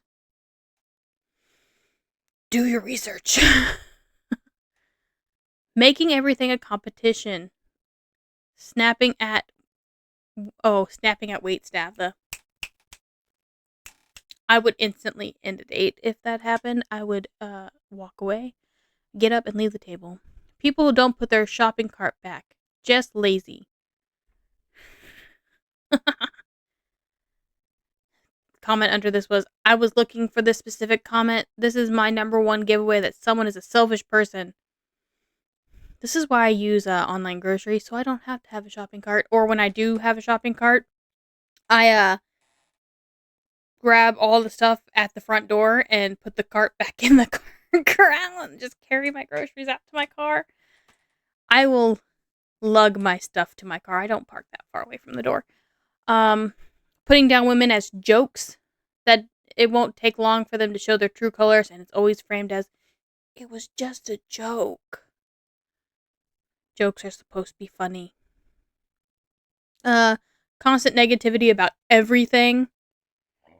Oh, I know a couple people like that. People who like to one-up others. Guns as a personality. Not being able to do basic chores and not caring to do them. Leaving a mess everywhere and not cleaning up in a timely manner. People who don't wash their damn hands after you use the bathroom. Mine is the people who can talk on the phone in the bathroom. Like, how are you able to do this? If somebody called me while I was in the bathroom, I hang up. If somebody was on the phone with me while they were in the bathroom and I hear them on the phone with me and they're in the bathroom, I'd be like, are you in the bathroom? That's gross. Please don't. Anyways, next one. Got my first coaching today. And this is in r/Walmart. Very simple backstory. Coach asked me to do something on my way out the door. I told her I was clocked out for lunch. She asked when I would clock back in. I said bye in a stop talking to me 30 seconds ago tone. As soon as I clocked back in, I was paged to the ad office. They said it wasn't technically insubordination, but I was still unnecessarily rude about it. 1, I told you I was on lunch, so I'm off the clock. So, I'm not on the clock. If I just told you, I'm on lunch. Okay, I'll see you when you get back from lunch. That's all I do is with my team leads and my coaches. Be like, I'll be back in an hour. Or, I'm going to lunch. Bye. And they're just like, bye. See you later. OPL also says 3 things. 1, I was already in a bad mood, and time spent explaining my schedule to a coach is time that I didn't want to spend in my car smoking and playing Candy Crush. Or time I don't get to spend in my car smoking and playing Candy Crush. And 2, I will be open-dooring this because you got me fucked up. And 3, I will absolutely do it again. Don't talk to me when I'm on lunch. Quite literally, I once did that to a customer. Not when I was on lunch, is when I was off the clock. I will still wear my vest off the clock, but I'll have my name badge off and in my pocket and my headphones in. One time I did this, I was on the phone with my dad and I had my headphones in. So my hair was like this. These are my headphones. And they need to be charged so they're dead. Quite literally, like this. And he was walking like this. He can see the headphone in my ear. And oh, look, the battery's medium. Okay. I'll just leave that there. Anyways, and I had my hair tucked back like this. And I had both headphones in don't at this point. But I kind of forgot to take my badge off, but I was on the phone talking to my dad. He could see my phone like this, talking to my dad. And he full on literally looks at me and goes, excuse me. And I just yank off my badge, put it in my pocket, and keep walking. So in all technicality, I would have been in the wrong if he would have said something to a coach or anybody. So, yeah. Would have been my fault. But I've done that before. And I would do it again. More than likely. Yeah, that there's no update. A lot of people are saying I'm gonna need to update to this, but a lot of people are saying bravo to UOP enforcing your own boundaries, which is correct. Congratulations, OP. Enforce your boundaries. Next story. Am I the asshole for not cutting off my best friend after a freak accident happened while he was babysitting my daughter? So, last week, my 29 male best friend since childhood, also 29 male, babysat my 4-year-old daughter while me and my wife, Emily, attended her cousin's child-free wedding. He's my child's godfather, and he loves her and she calls him uncle. He's also married with a daughter about her age, and I feel safe and completely trust him with her because he's genuinely a good guy, and he'd literally take 100 bullets for me. Anyways, he took my daughter and his to go get some candy from our local store, and my daughter was excited. She ran outside to the car and got hit by a car. Wow.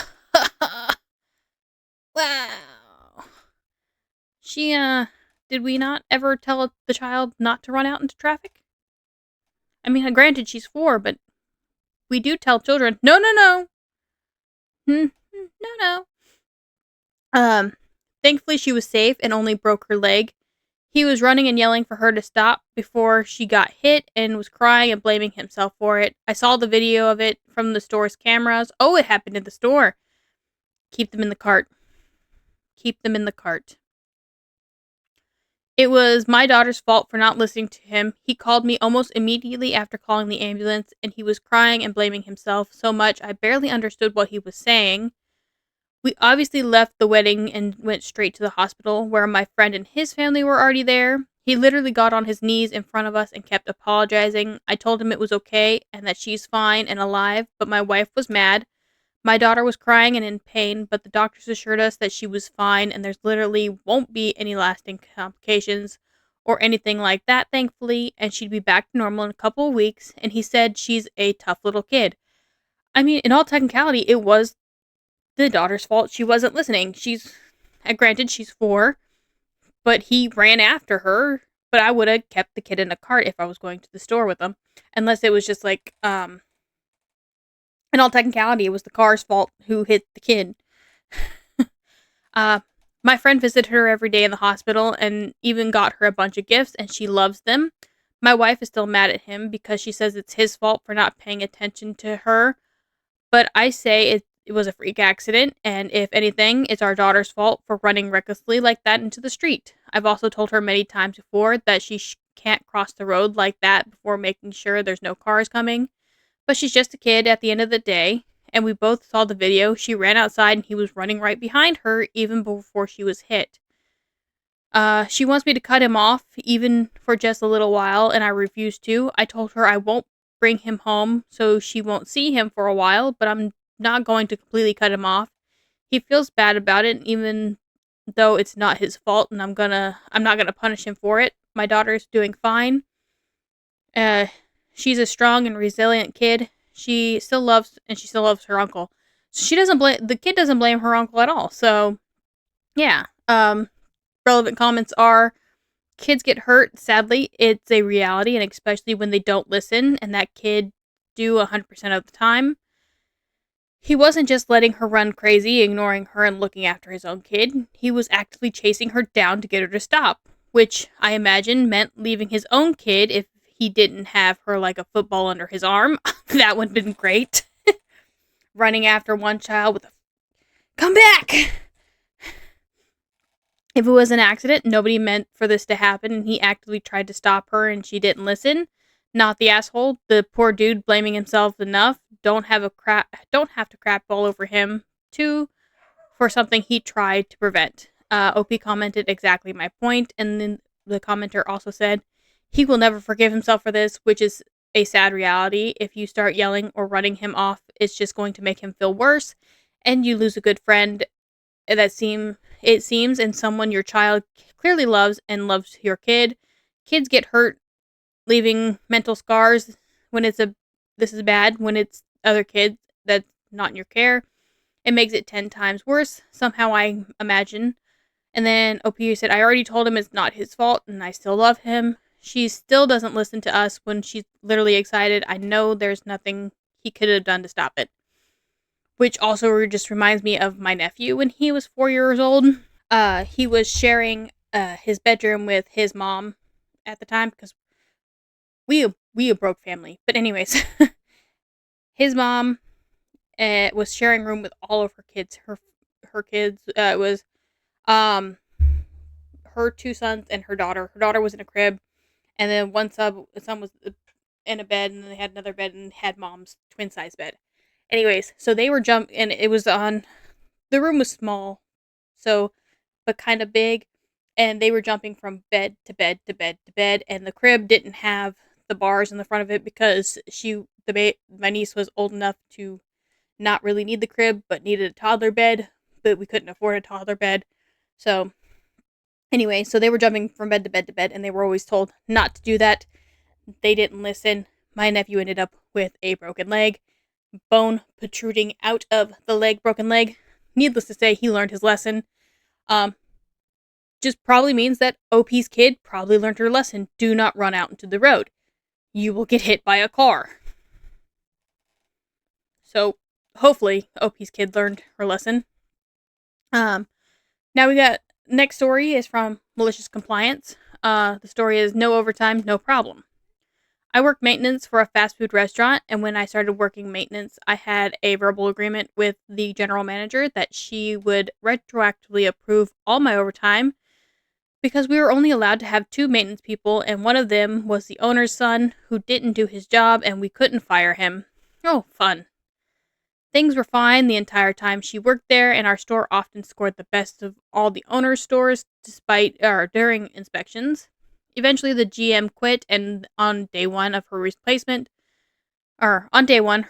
told me she would no longer approve my overtime.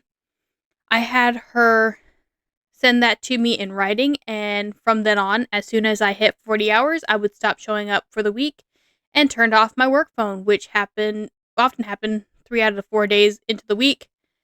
Now our store was opened 70 years ago, so things broke often. The first week, the walk-in broke, and I was already at 40 hours, so I didn't know until 3 days later, so we had to waste all of our frozen product. And the next week, the fryer stopped heating, so we couldn't make most of the stuff on our menu. Then we had a surprise health inspection, and the store got red tagged. That was the final straw. Owner was going to fire me, but after he talked to the old GM and I showed him the email from the new GM, he fired her, and my original agreement with the old GM is now part of the terms of my employment.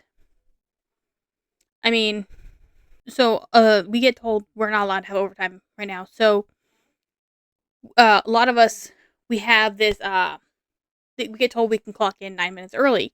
So if you're scheduled to work 5 o'clock, we'll clock in at 4:59 or 4:51 instead of at 5 o'clock. And then so that way, when we get off at 2, instead of getting off at 2, we're clocking out at 1:51. No overtime. And they hate it. A lot of them really hate it because if we're clocking out at 1:51, they're just like, what are you doing? And we're just like, we're not allowed overtime. We're at our 8-hour mark. And they're just like, they hate it. But, No overtime, especially during the busy season. Sorry. Not sorry. Next story is from AskReddit again. Restaurant employees of Reddit. What actually happens when someone doesn't have enough to pay the bill? Most you've ever seen. I used to be a server and had this table with 4 guys. Their bill came up to somewhere around $52 and some change.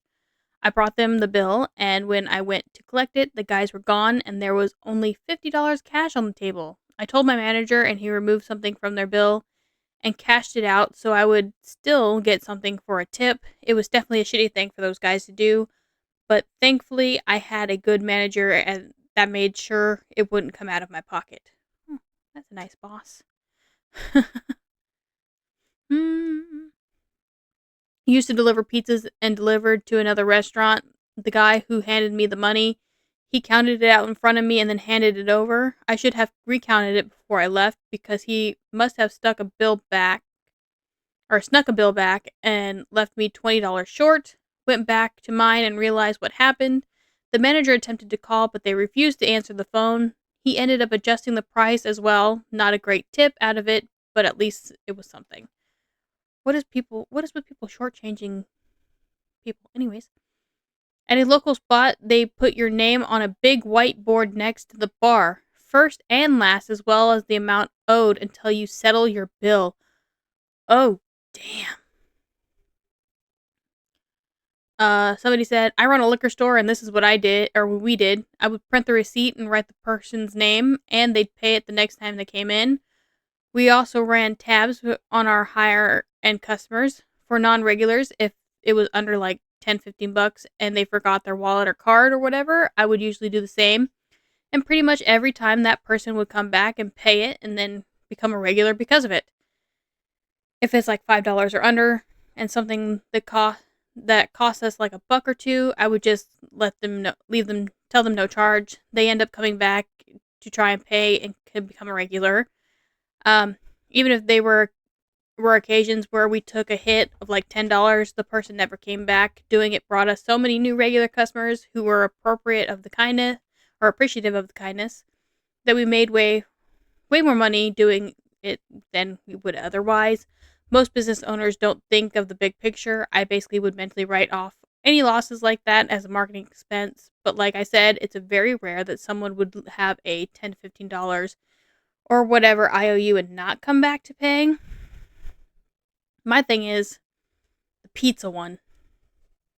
Why order pizza if you can't afford it? A table shorted me $30, left me $120 in cash on a $150 tab.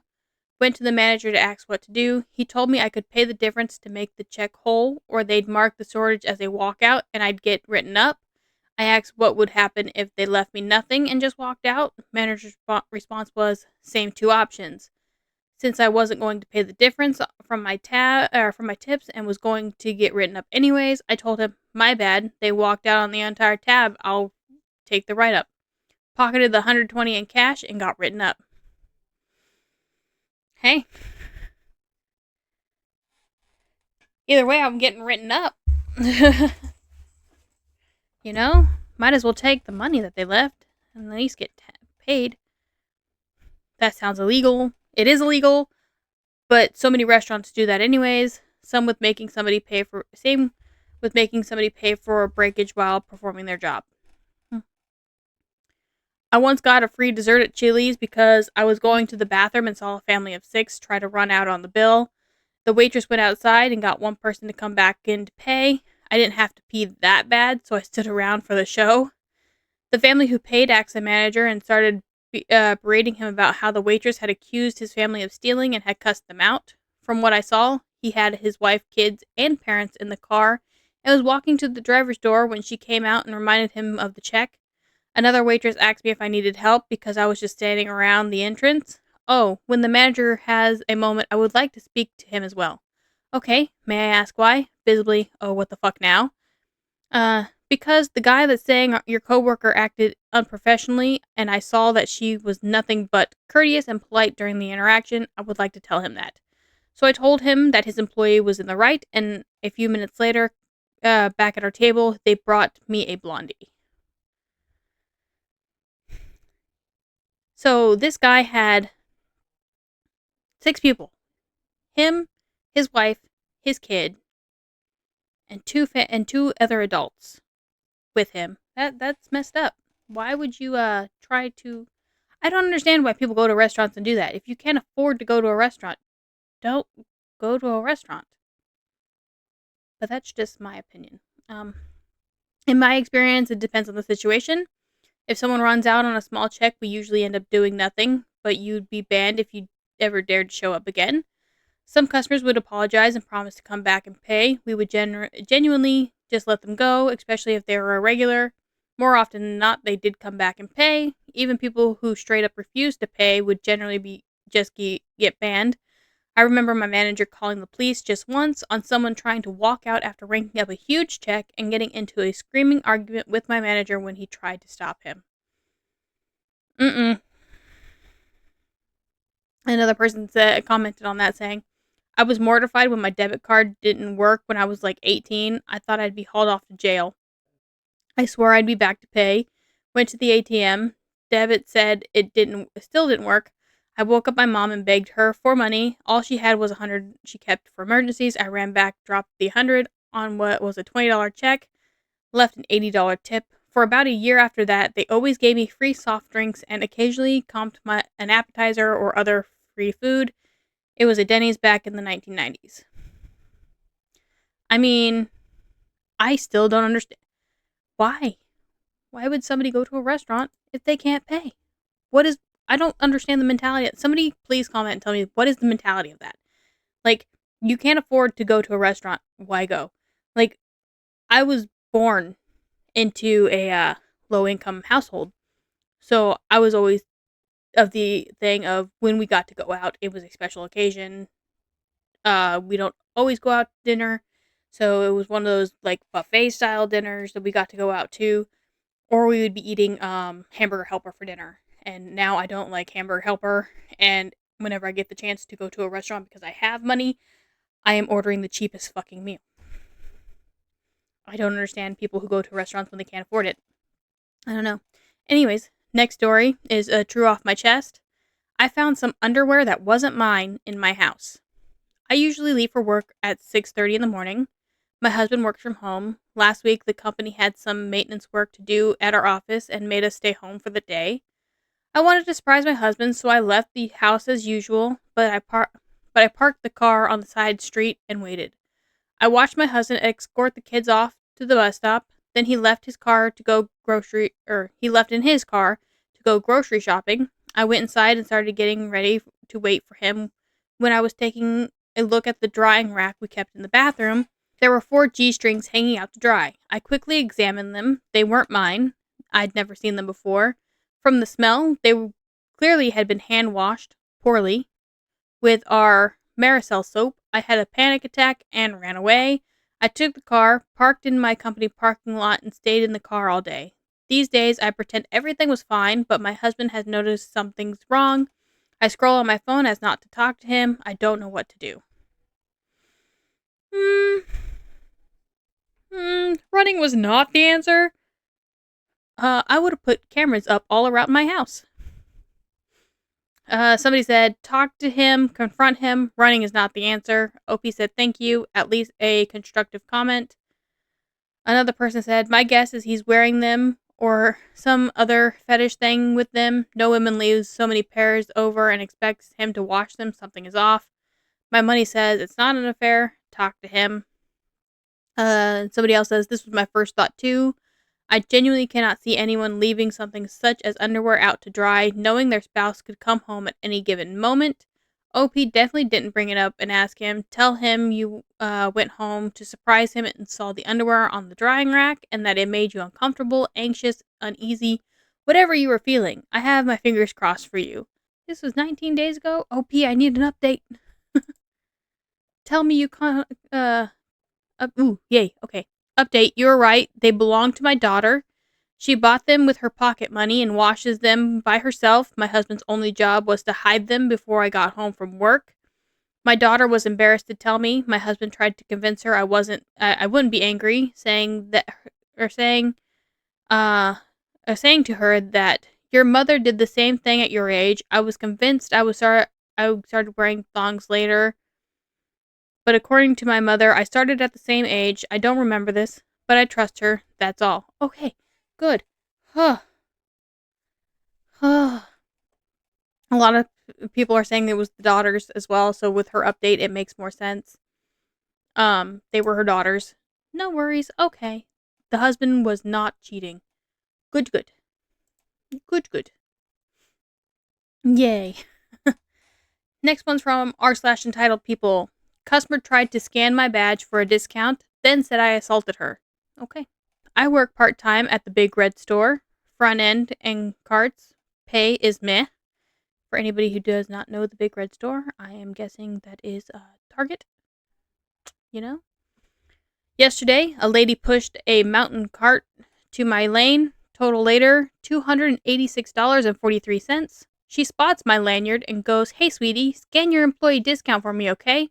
We're all struggling." Excuse me? No. I only give 10%. Not gonna take much off your bill there, boo-boo. Nope. Mm-mm. I say it's only for employees' use or household. Sorry. She reaches over the counter and literally grabs my badge by the clip, shoves the barcode at the reader. It beeped angrily. I take it back, not roughly, just took it, and she snaps, "Don't touch me. You just did." Ma'am, you basically tried choking me. People staring, my cheeks burning, and my hands shaky. Manager and LP walks up. We go to the tiny camera room that smells like dust toner. Video shows her hand on my stuff clear as day. She starts crying, stops crying, cries again, asks for a gift card and says I ruined her kid's birthday. Manager prints a trespass notice. She claims she will call corporate and get me fired. Later, LP says, or loss prevention is LP, by the way. Later, LP says she called saying I promised 20% off a microwave for $29.99. Corporate closed it. I bought a $1.09 soda with my own 10% and went home tired. I'm glad I'm not a cashier anymore. Just saying. So glad I'm not a cashier anymore. I honestly don't like customers. Not all customers are bad, but this lady makes me not want to work at Walmart either. And I work at Walmart, and this lady goes. I'm glad she shops at the Big Red Store, Target. Next story. This one's from r/Walmart OGP. New team lead trying to make a name for herself. This is just a rant from 19 days ago. A new team lead on her second week. I came back from lunch, and the girl that trained me, who is always on her game, was doing an oversize, and her printer ran out of paper, so she picked everything she needed. It was in the back trying to find paper so she can scan and stage. Okay. I've seen that happen many of times in my store. You run out of paper in your printer, you can't really tell how much paper's in the printer anyways. I mean, when it's full you can tell, but you can't tell if it's almost out or not. So, I've seen that happen. I've seen people who do that and they still have a full printer and they just don't want to go and lug the water or lug a cart from one end of the store to the water. So they'll go and get the water first and then leave the cart, the L cart in the middle of the aisle. Not in the aisle, in the action alley. And you're just walking by and there's just like a random oversized run just sitting in the action alley and you're just like, what is going on? And they come back from the other side of the store getting like pet food and other things like that, other oversized stuff. And you're just like, oh, okay, well, why didn't you just get those first? Because they're the first things on the list anyways. And they're just like, I didn't want to have to trudge from one end of the store to the other with this L cart being all heavy. I was like, you didn't have to. Instead, you used the shopping. Anyways, okay. The new team lead comes up to her complaining that she's 3 minutes overdue. She tried explaining that the printer was out, but she just kept on with, We can't have that, blah, blah, blah, and being really rude to this girl who's been in digital for 4 years. I'm getting my cart ready and also hit auto because it's at the top of the list. Said the time due was at 1:30. It was currently 11:50. So I'm like, oh, we're ahead today. Go us, you know? I'm 21 items into the pick walk of 56, and she comes to me telling me I need to hurry. We're going to miss the 12:30 deadline. You just said that you clicked into auto because it was at the top of the list. Said the time due was 1:30, and it was only 11:50. You were ahead, and I get it that you need the 1:30s, which are 2 o'clocks, to be back there before 1 o'clock, so you get everything ready to go. In our situation, we have to have it in the staging back room before a certain time because they start lugging them over an hour before they're due because the deliveries and all that. But anyways, I was confused a little bit, but I kept doing what I was doing because I know it said 1:30 and I was almost done. My next pick walk was 110 items in chilled. I had 2 items left with one in my hand, and she comes up to me telling me I had 5 minutes left. I needed to pick it up. Uh, um, excuse me? It gives me 35 minutes. I'm okay. I'm like, I have 1 item left, and she continues to tell me I'm running out of time. While she's complaining, I'm finished, and she's still telling me I'm not moving fast enough. Insert eye roll here. Nil picking is a huge problem at my store, and I've been up and down with my manager and team leads over nil picks without double checking, taking pictures, sew in, and so forth. You have to take a picture? Damn. I know we have an issue with nil picks, and we get told to look in the section and look next to the section, look up, under, make sure there's nothing plugging the way. But like, you have to take a picture without double checking, taking pictures, sew in, and so forth. And the stress of not nil picking seriously gets to me because I know I'm going to hear something about it. I'm doing an unknown on my list, and my last item of that pick has a hose hanger of some sort. I searched 2 different areas and couldn't find it, so I nil picked it. Team lead comes to me complaining I was 4 minutes overdue. I told her I didn't want to nil pick it because of the drama I've had over this situation already. She tells me if I had looked in one area and couldn't find it, better to nil pick it, which is against what my manager and head team lead said. Has told me since I started 2 months ago. She informed me she's putting it in that she had to give me feedback, whatever that means, like I've done something wrong.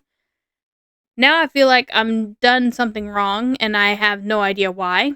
I'm worried she's going to cause me to lose my job for actually doing my job. I don't know who to listen to.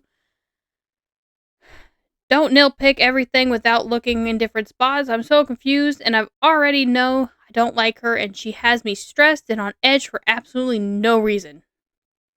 She would have me stressed too. Like, ma'am, we got told if there's a second place, look in that second place too. You're telling me not to look in the second place and just up and say, fuck it? No, ma'am. The only time I've done that is, not just say fuck it, is, we have a $5 dump bin for movies, like most stores. And we get picks for movies to be in that dump bin. And I full on was in that dump bin searching for a good 20-30 minutes out. It was for a GMD. My cart was full of GMDs. It took the exception person 5 totes of those DVDs being moved out of the dump bin and into her cart, into totes, to find the DVD that we needed, which means it was on the bottom. So, if me not being able to find it because my cart was full of GMDs, nah. I'm like, nah, I'm nil picking this. I'm sorry. You can find it. Just be careful because she seems like you're doing everything right, but she's finding issues. I swear once team leads have the title in their name, they forget how to act right. This is random, but was working OGP okay before she got there because it seemed like everything was okay. I talked to your coach and write anything down. Yes, it was normal stress, mainly customers slowing me down, but I wouldn't dread going in until now. I definitely got to talk to my coach tomorrow. The group chat is blowing up. All the girls I work with are not happy. Nice to know you guys have a OGP group chat. We need one for our team, but we have over 50 people in our team, so that'd be way too many. That sucks. I think you should start jotting down the time or day and time when she tells you to do things that go against what the other team leads or coach are saying. Cover your butt. Feedback isn't terrible, but it's the proper first step of a lead can take before coaching you. She's only been there 2 weeks, so maybe just talk to the other leads or coach. You're probably not the only one having issues. Be specific so they can solve the issue. Good luck, dude. That's good advice. Thank you. Feedback isn't trouble. Ever given a positive feedback? Me either. I mean, yeah, you're doing good. Keep up the pace. I once had somebody I worked with become a team lead at a different store, and she was never in a position. She was mainly just dispensing, and then she became a team lead. She called me her first day as a team lead and goes, "How do you do exceptions? You didn't want to get trained to do exceptions before you did all this?" Anyways, anyway, next story is from Petty Revenge. Don't mess with my kid, Karen. So beginning of last year, we missed Meet the Teacher for the first time ever at my son's elementary school. I thought nothing of it, as the school had been absolutely amazing and is a very highly rated public school. My son comes home hysterical about his new teacher screaming at him and other kids and intentionally embarrassing them. A friend of mine has a kid in the class next door, and he told her they can hear this woman screaming through the dang walls. Okay. My kid is very shy and easily embarrassed and has never once been in any kind of trouble. This woman was so awful, he would be sick to his stomach and begging not to go to school. Once threw up in the car line. He was in her class, and I had him moved to a wonderful teacher, but the damage was done and he had a hard time getting back on track. Seriously traumatized. I volunteered at the school, and he will still point her out and whisper every time he sees her, like I would never forget her or what happened. Anyways, as I said, I volunteer, but I'm going to be vague. So let me just tell you that anything said teacher needs done by the volunteer by the volunteer parents absolutely never gets done when I'm there. It doesn't matter if she's the first person for things to do that day. She's immediately put last, and I never seem to have time to get to her stuff.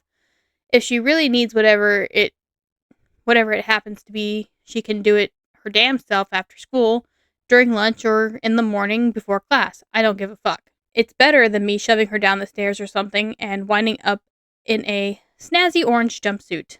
I can't wait till my kid is old enough to tell him I got this petty revenge for 3+ years for him and every other kid she traumatized. Don't mess with my kid, Karen. You'll never see me coming. Edit. Yes, of course I addressed it with the school. Apparently, her teaching style works for the most difficult students who need a stern teacher. I didn't realize the school had heathens at such a young age, but whatever. She will get what's coming to her. Not gonna edit. If you don't like the format of my rant, don't read it. It's about petty revenge, not making other people comfortable. It's a rant. It's not changing. Feel free to read the post that makes you feel warm and fuzzy with proper paragraph structure. This isn't it. Move on with your life. I mean, that's a good kind of petty revenge. We don't need to push a teacher down the chair or stairs. Relevant comments are, why are you and all the other parents not working to have her removed? Like OP said, she's a teacher for the more confrontational students. But anyways, it's extremely hard to remove a tenured teacher experience it once, and it was a whole school year plus a few weeks of gathering info, etc. before they were removed from the classroom. Incredibly difficult. My son's second grade teacher literally just didn't show up for 3 days out of the 5 for months. No subarranged, nothing happened to her all year. Next year, she was teaching 6th grade, went on a week-long field trip, and while there, exposed herself to kids. She was chaperoning, fully naked, 2 10, 11-year-old little girls in the cabin. Put on administrative leave until the end of the year, still came back the next year, and finally they managed to fire her after she hit a child over the head in the first few weeks with a stack of books. Oh my god. After years of staff and parents fighting to get her removed, I spent so many hours at the school and district, at the city council, anywhere to try to get this POS woman fired, as well as a dozen other parents, but apparently the union thought she was worth using up all of their time and resources to protect. OP commented to that one saying, "That's such a shame. So many people who actually enjoy enriching their students' lives and making a difference, and then there are these people making so many lives difficult. Thank goodness they finally booted her." Another person commented, "Sorry, indecent exposure to minors, and they were still allowed to work with children? What the fuck?" Excuse you? I'm glad I read that comment. No. No. No. Let's not have that happen. But yeah, apparently it's extremely hard to get a teacher removed, especially if they're asshole teachers. But yeah. Am I the asshole for letting my daughter stay with me and my wife after she found out that her mom lied to her? Alright. My ex and I have a 12-year-old daughter, Olivia, with autism level 2. My ex has primary custody, and I have Olivia on Wednesdays and every other weekend. A few months ago, my ex told me she was feeling a bit burnt out, so she wanted us to keep Olivia from Wednesday to Sunday, so she could go on a trip with her friends. Olivia is very attached to her mom, so my ex told Olivia that it was a work trip and she had to go. Last week, one of my ex's friends was at the house with my ex and Olivia, and their vacation somehow came up. Olivia figured out that the vacation was the work trip that her mom told her about, and freaked out because her mom lied to her, and her mom doesn't lie. She hid in her room for the rest of the day, then called me and asked me to come get her. She's been with us ever since. She's really upset about this. She's cried all the time because she wants her mom, but she doesn't know what else her mom lied about and doesn't trust her. Apparently, Olivia's aide called my ex because she's been having a hard time in school, so now my ex-wife is demanding that I send Olivia home so they can get back to her routines and start working on her with her therapist to help her get over this, but I told her Olivia will go back when she's ready. Now she's threatening to call the police and or take me back to court over custodial interference, even though we've already had a very friendly co-parenting relationship. My wife thinks we should send her back to avoid drama, but I think it should be Olivia's choice. Am I the asshole for refusing to send my daughter back after she found out her mom lied to her? Now, OP was found the asshole in the story, but in all technicality, I mean, technically he's right if Olivia doesn't want to go back until she does. She doesn't trust her mother. Like, top comment is, yes, you're the asshole. You're blowing it out of proportion, and you need to let her mom talk to her and resolve the issue. And from a legal standpoint, you have no you cannot withhold her daughter from her for literally months. I'm actually appalled you think you have a good co-parenting relationship, yet this is how you deal with a problem, and you think it benefits your daughter. Probably go to the courts and be like, hey,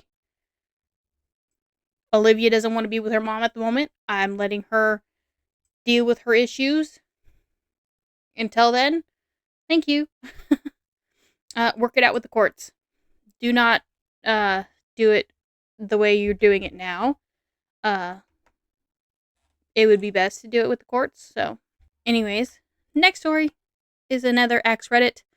What is a disturbing crime from your town that doesn't get talked about? First comment. 3 teenagers were slashed to death in the concrete riverbed/channel behind the miniature golf arcade parking lot.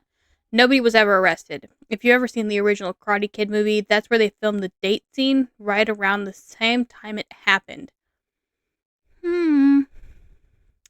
I live near Golf and Stuff where the scene was filmed and didn't know that happened. I need to look into this.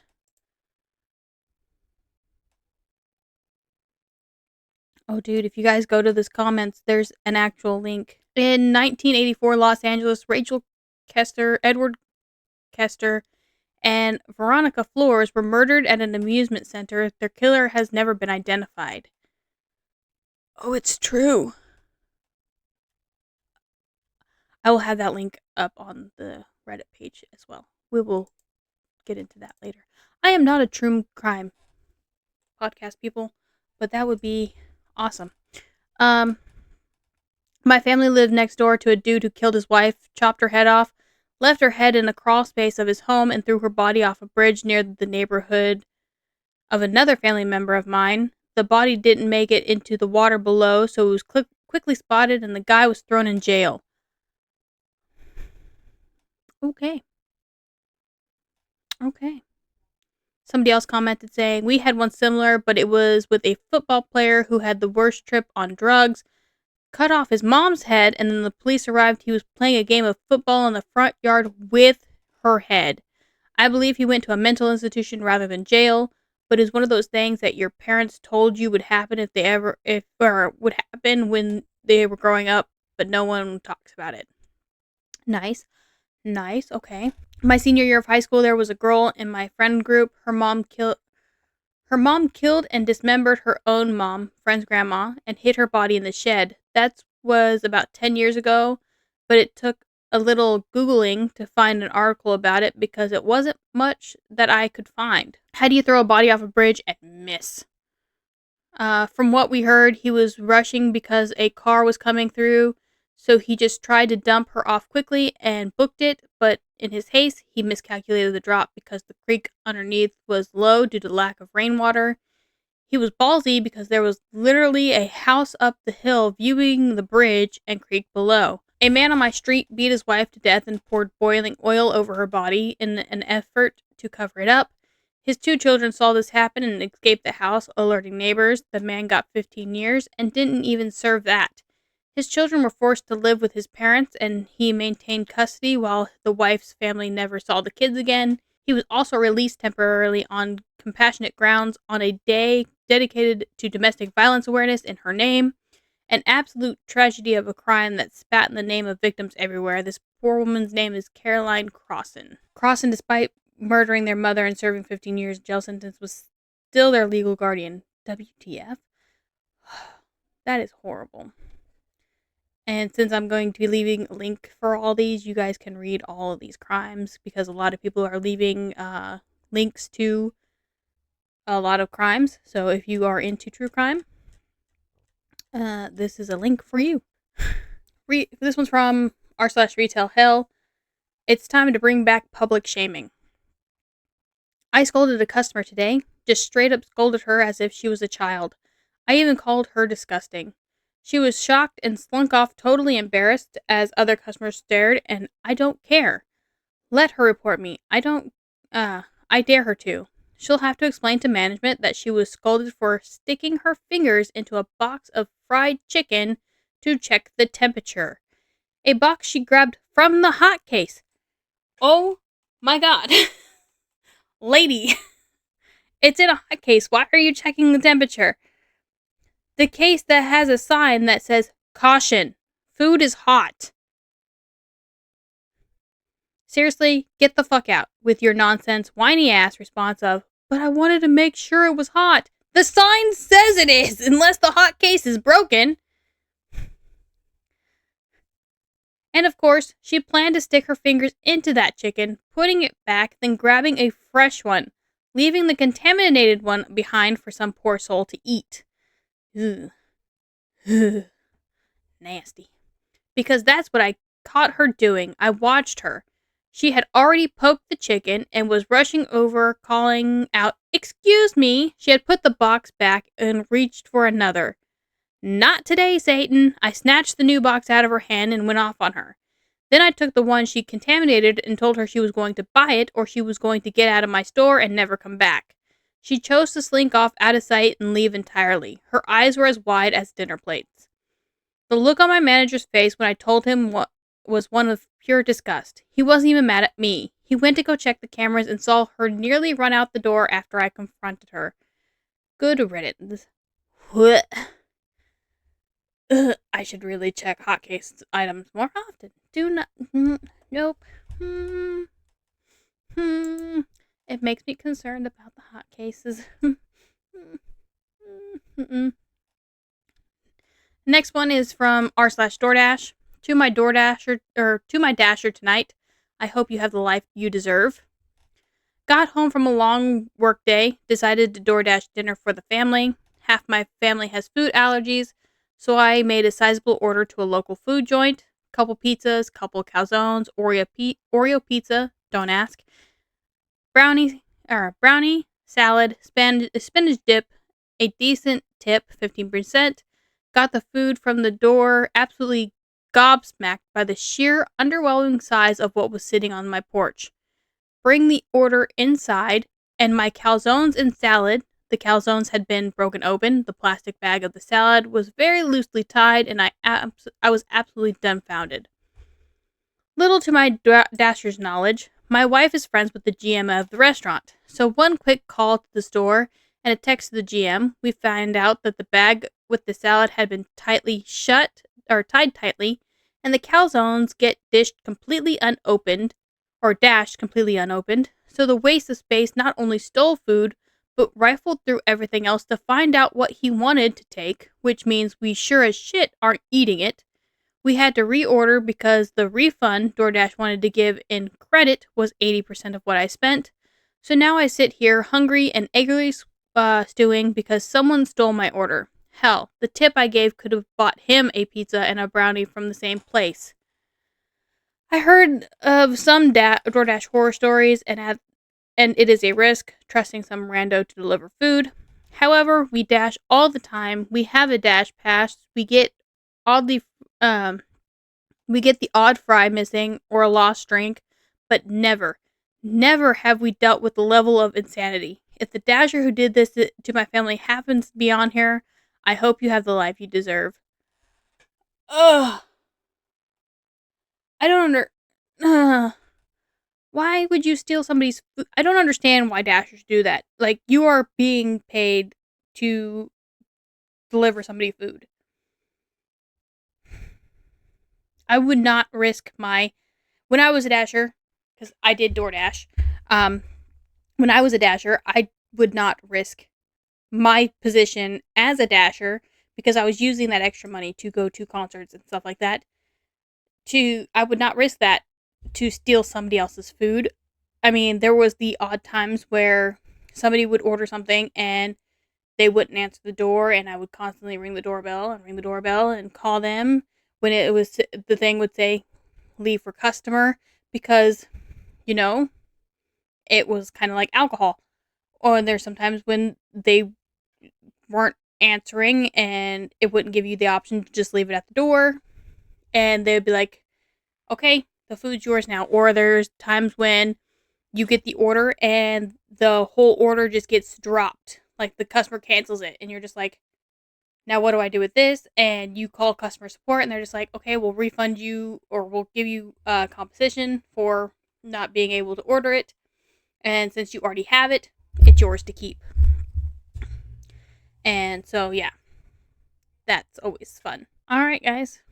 If you had fun and or got mad at the first story, if you listened to the first story, and or if you cried at the first story for that girl's loss of innocence or anything like that, if you had fun, remember to like, subscribe, and or share.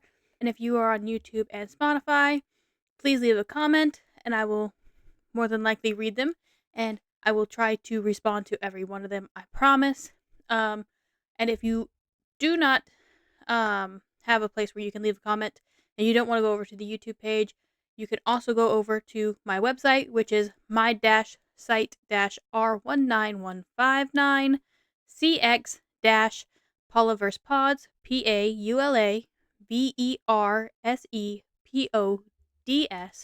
pauleversepods.wix-vibe.com. And you can leave your comments there. I will have a page dedicated to comments, but I will also, on the show page of the episodes, I will have a link to all of the Reddit stories there as well. So you can leave a comment to the OPs there as well. And I hope to see you next time. Until next time, stay petty, stay curious, and remember, drama can always be found and served here. Alright, bye guys.